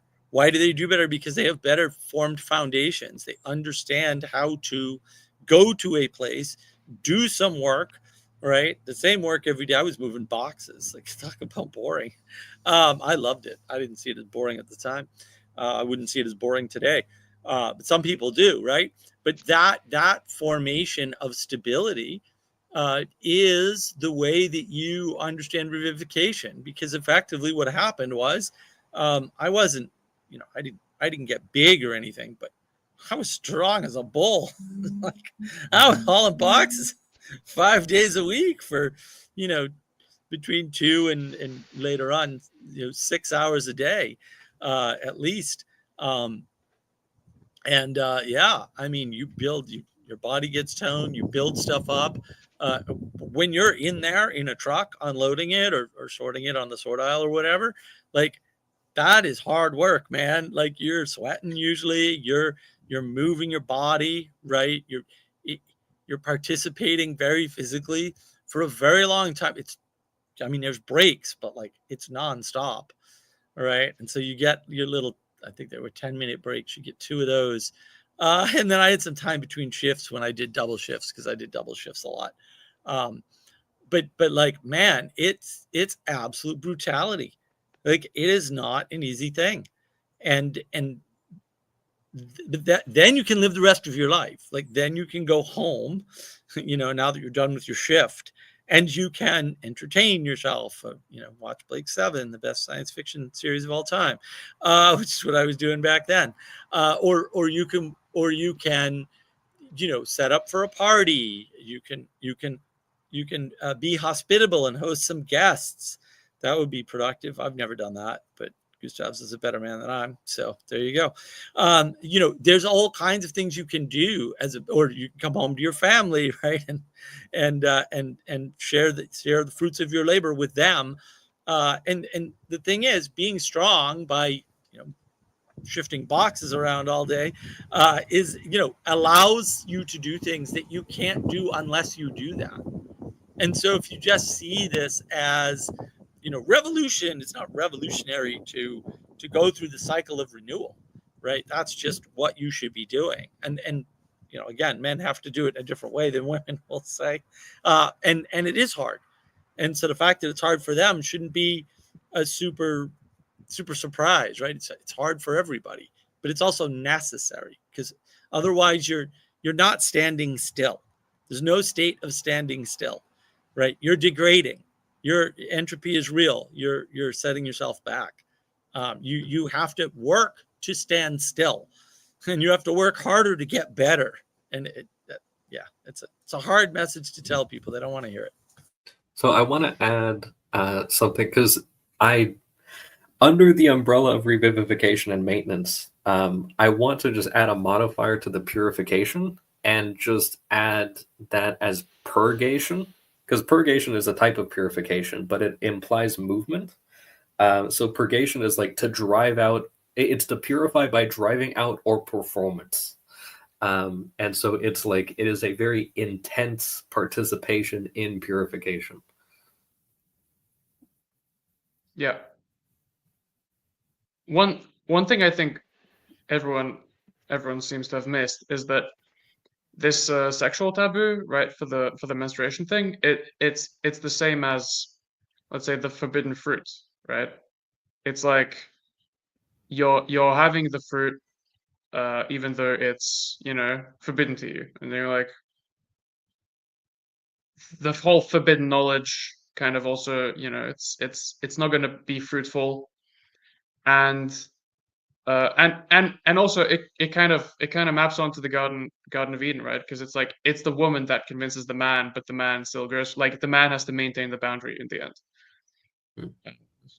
Yeah, the fruit's like not ripe yet. Right. Yeah. If you want to go with fruit, it's not ripe. Like it's to 100% correlate. It's not ripe yet. Yep, exactly. Well spotted, Gustav.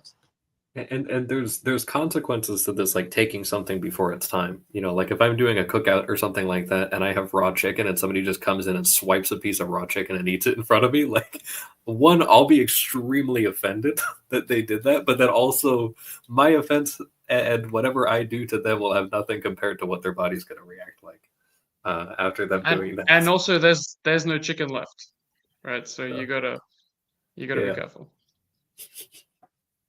I had that one time. There was this girl with me, and she was just like, "Oh, can I have some cucumbers?" Like, okay, fine, right? Like, it just like I got this whole cucumber. Like, you can have some. And at a certain point, half of the thing was gone. I'm like, this is supposed to go in the food, like.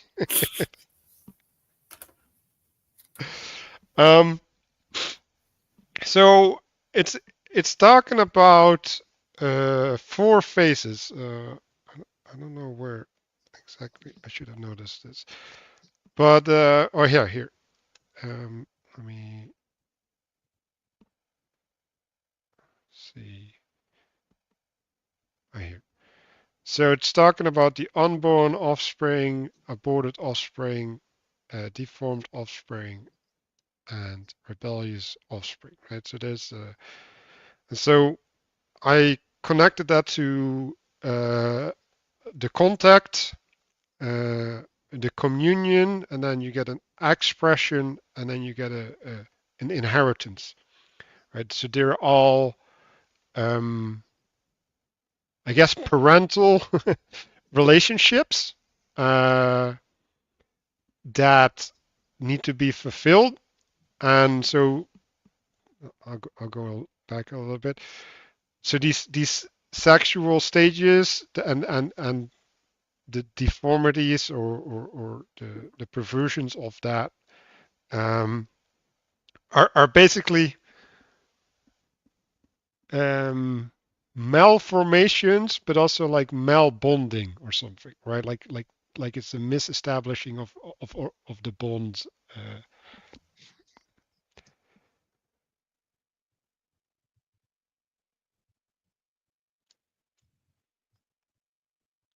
So I don't know how much we want to dig into this, but like this is like one of the parts of the book where it's actually text based and fairly self-evident. Um,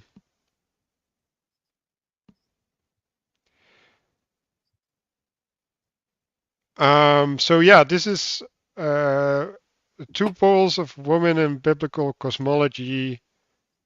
So it's talking about the foreign and the familial, right? And then they can both be overbearing in some sense, right?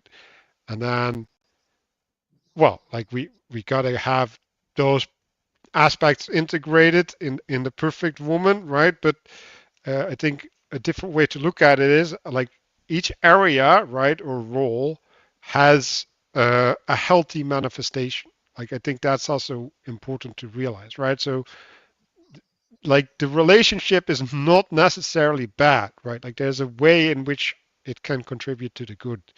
And then the question is more so, right? Like you shouldn't be offended by the existence of something, right? You should seek for how it can partake in a way that's generative, to use that awesome word. Yeah, and I think actually I guess I would flat out state that there is a missing term in here.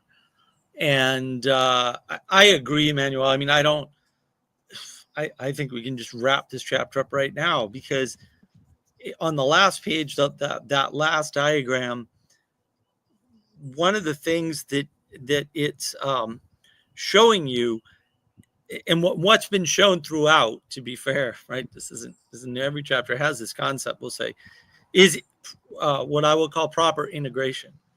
And so this chapter in particular is providing this contrasting. You need contrast to see, right? And then this is how you do the integration. And if you add sort of the term integration into your thinking while you're reading this chapter, I think it becomes a lot more clear. A lot of the book actually is about how do you take these two poles of things, because he uses the word pole a lot, right? Which is actually a better term than we'll say opposite or binary or any of that nonsense, right? And how do you find the balance or the middle point of those poles? And then you have to do that for all the poles, we'll say. It's right. So balance has this three-dimensional aspect to it, not this, oh, it's A and B. It's not. And how do you know it's properly integrated? Well, it manifests that third thing. And I think this diagram in particular really highlights that fact, is that this is how this is done, right? Proper sexuality is the recreation, the exotic woman, and the reproduction of familiar woman combined into one. And that, and you know, you could say, you know, to your earlier point, Manuel, women have aspects of both, and to some extent, it's the man is supposed to hold them together, right? The man holds the family together to some extent, because women will get a divorce, man. I don't know what else to tell you. That's in the data. We can just see that. So, you know, because it's easy to long for more and not realize you're not going to get it, right? It's always easy to, you know, the grass is always greener, however you want to say that, right? It's always easy to look at what you don't have and insist that you could have what you have now plus what you don't have, and that's not often true. Occasionally that's true, but that's not the normal case. And so once you sort of have an appreciation for and an understanding of that, I think a lot of these things become more clear. This is all about integrating the two poles of, we'll say, inevitable reality, so that you can manifest something higher that is the integration.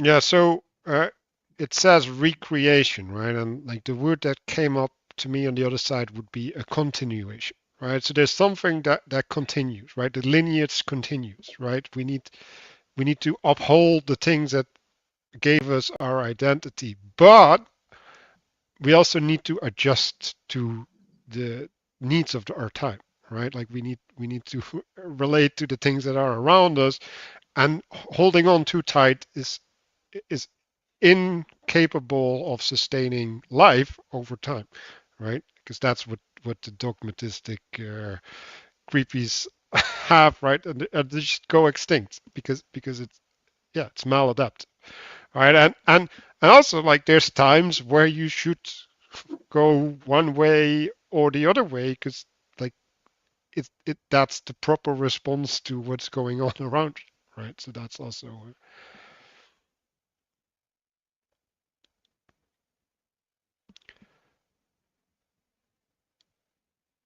no sex jokes.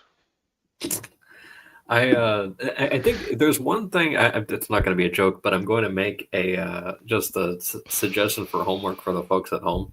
That if you want to see what this integration looks like between the two polarities, like really, the Book of Ruth is really short.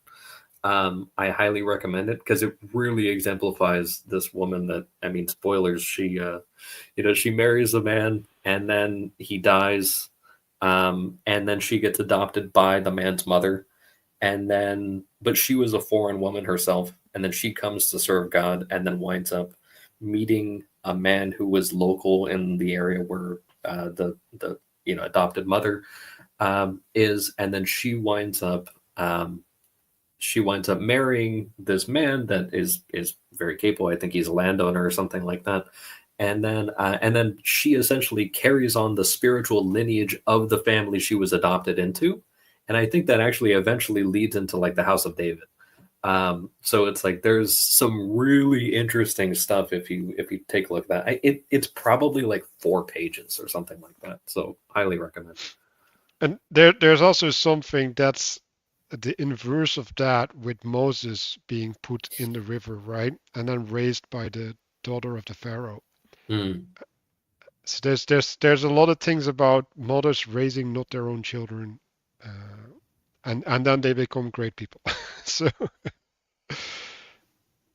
um, yeah, uh, I just want to add to that real quick, Manuel.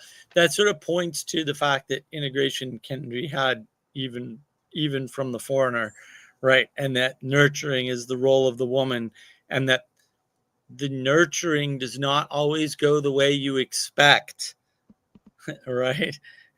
Christopher's probably already found this out or seen hints of it, but like, just because you nurture and form in a certain direction doesn't mean it's going to end up the way you anticipate. And I think, again, that's part of you have to account for that level of imperfection when you consider, we'll say, the fact that integration is not something you have control over because it's higher than you in the self-similar fractal nature of reality or something. yeah.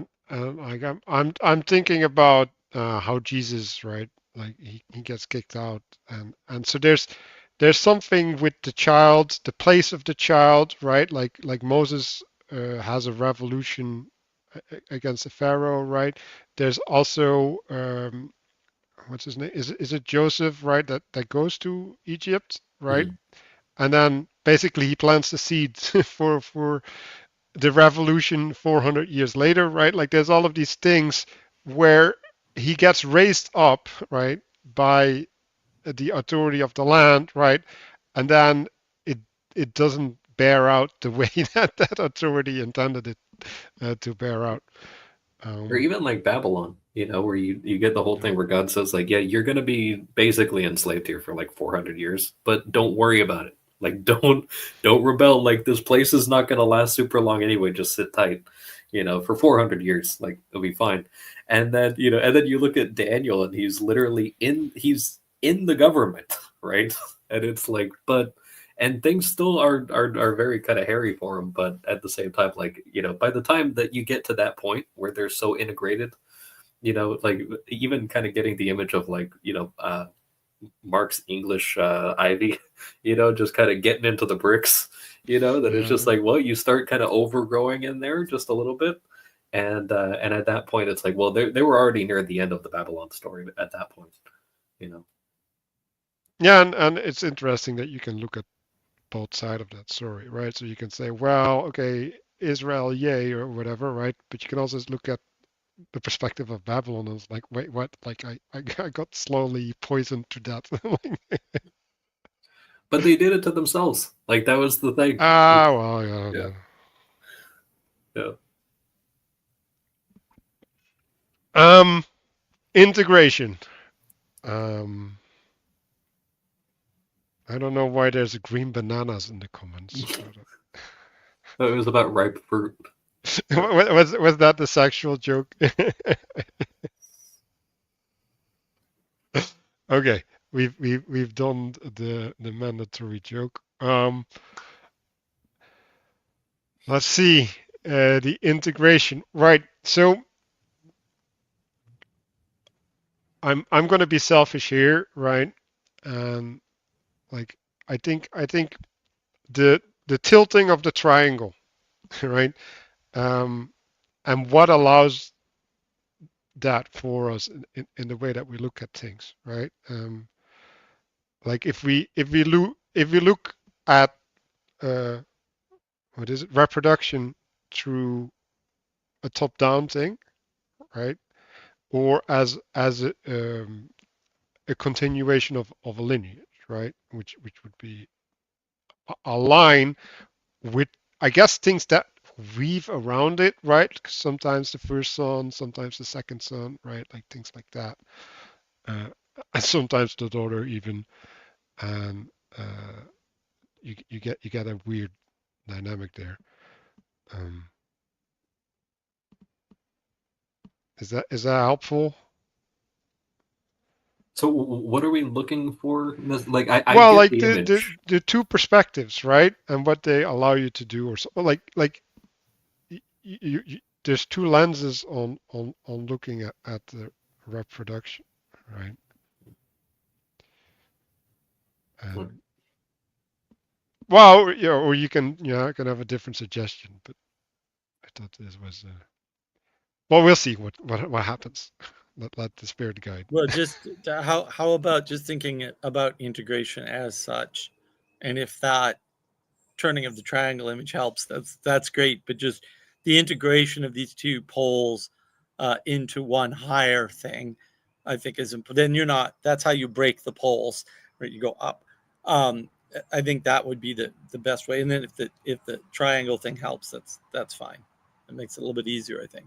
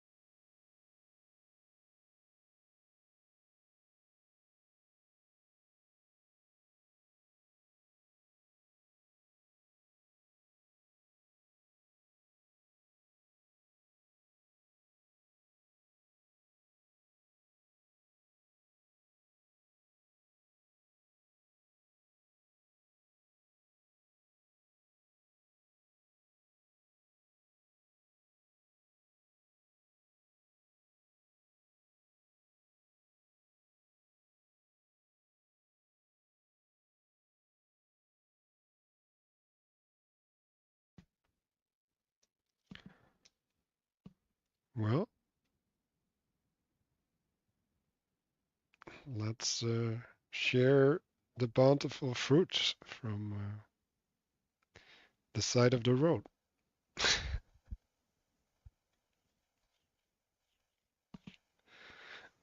I guess I'll start. So I had two images, like one of a zipper on a tent where you just zip it down, right? And you're knitting the generations together or something, right? And they're tightly bound by fitting precisely and gripping into each other. And I kind of contrasted that with like spinning wool, where you have a lot of strands and like some of them get to be core strands, but the strength is in how it's like bound and wound together, right? So the multiplicity there is what is giving the bond, and the single strands don't really matter in the same manner. And there's like a lot of more degrees of freedom, right? So there's more ways in which the continuation can be sustained, right? And there's also a permittance for messiness. That's not um, contradicting the identity, I guess, right? Like unless it's too much, obviously, right? And and you can, right, theoretically say, well, I want to have this strand a little bit more like this or more like that, but you don't have to, right? And like it comes by the unwinding, right, of time.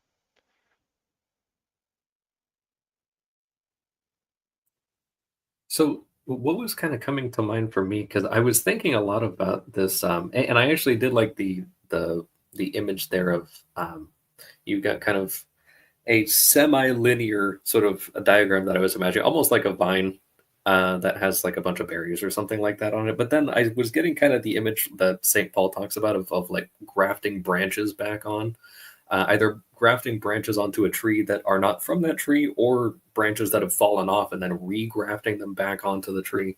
And I was thinking about this thing with respect to like Ruth, how she got adopted and then becomes essentially, through that spiritual adoption, becomes like the great grandmother of King David.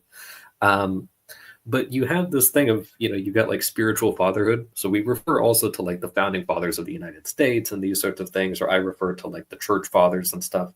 And there's something about this sort of like association and like adoption, with that you can be adopted by, like there's a submission involved in the case of Ruth, especially, that she submits herself to the mother-in-law essentially, and then you have kind of the top-down adoption of the mother-in-law to the new daughter. But then this other thing of like the submission to the structure and then kind of like a dependency to it. When I modified the purification to purgation thing, I also want to make another modification to like purity, in this case to piety, which have the same root. So you have this thing, like I actually really like the approach that you have with, although there's some characters like Jezebel probably that are just like you can just throw them in the trash, but you've got this thing of like the giving the benefit of the doubt to a lot of the biblical characters. And that's something where I always feel like, yes, they screwed up and now all of us have to die and all that fun stuff. But, I don't really give Adam and Eve a hard time generally, like, except for instructional purposes and everything. The same thing, like I would do this with my own family, where it's like, well, like, yes, this person did this stupid thing, but I'll explain that to demonstrate a larger point or something, not necessarily just to expose the fact that they did something stupid. And I'll do that for myself as well. But this thing of when you're like, even within the context that you're giving some sort of information to express the point, you're also kind of, the proper way of doing that is almost like to join yourself to them, like something That's very helpful. Is also when like kind of uncovering a mistake that a person made, you can then relate it to your own kind of manifestations of that same mistake, and then you can kind of relate to that character or familial figure if you're using something more local. Um, and then also kind of connecting this to something that Mark and I talked about yesterday during the stream was this thing of you would have people that would essentially sell themselves into slavery into a family, and that was a like legitimate strategy for protection. But also, you take examples of like certain forms of slavery in Brazil in years past, where a significant majority of the people who owned slaves eventually wound up adopting those people actually as children, provided them education, gave them jobs and stuff, gave them freedom afterwards. These sorts of things. But then, and Mark had used the example of, you get like the blood feuds between like Spanish and Italian families, and then you wind up like a person might just sell themselves into slavery into a very powerful family. And it's like, well, maybe they get adopted, maybe they don't. But now you no longer have to worry about certain considerations. You've submitted to the structure. And in a certain sense, like you've now been, even if you're not formally adopted as a son or daughter of that family, you have been grafted on to them, and you're now part of like the legacy in a sense. So just kind of thinking about that in the same sort of imagery of now, that sideways, visual.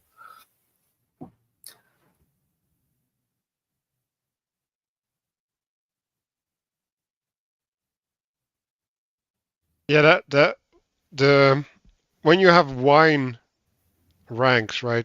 The branches grow sideways, right? At least in modern times, right? So if you graft on a branch, that is a horizontal manifestation, right?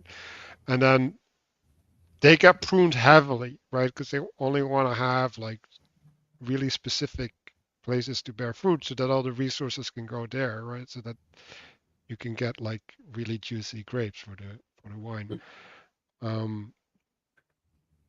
And I like this idea, right, where you have like a core strand, and then there's like a nebulous at things that revolve around the dominus, I guess, right? Um, and that share in that identity, right? Like not through marriage, right, but through bondage, I guess, right? Have you guys ever seen those things where and they even have competitions for them, where they'll take bushes and then they essentially cut off most of the branches and then regraft them on and turn the bush into a fence, and it's like an extremely strong fence once it's given a little bit of time to heal, but they wind up like regrafting an enormous amount of the branches and then turn it into just like kind of just a wall essentially. And like they've done some really long ones of these, but some of them become like so strong they're actually better than actual like wooden constructed fences. And there's a lot of they have in these like rural communities, especially in like Western Europe, they'll have like competitions and stuff to do this, but also people will actually like line their properties, and it'll be more than sufficient to keep very unruly livestock kept inside. But also it's absolutely gorgeous, and there's a bunch of different styles, and a lot of families have their own styles as well, kind of like the Scottish have their own types of weaving patterns for textiles. There's also like families that have the same sort of weaving thing for like vine and bushel fencing.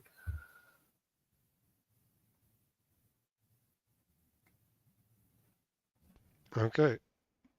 Does everybody feel complete? Okay. Well, thanks for watching. Next time I will be next to Castle, and I will have a revolver in my pocket, so we can have a proper duel. That's fine. I'm ready. There we go. But yeah, well, maybe a random video pops up at some point. Okay, well, thanks for watching, and see y'all next week.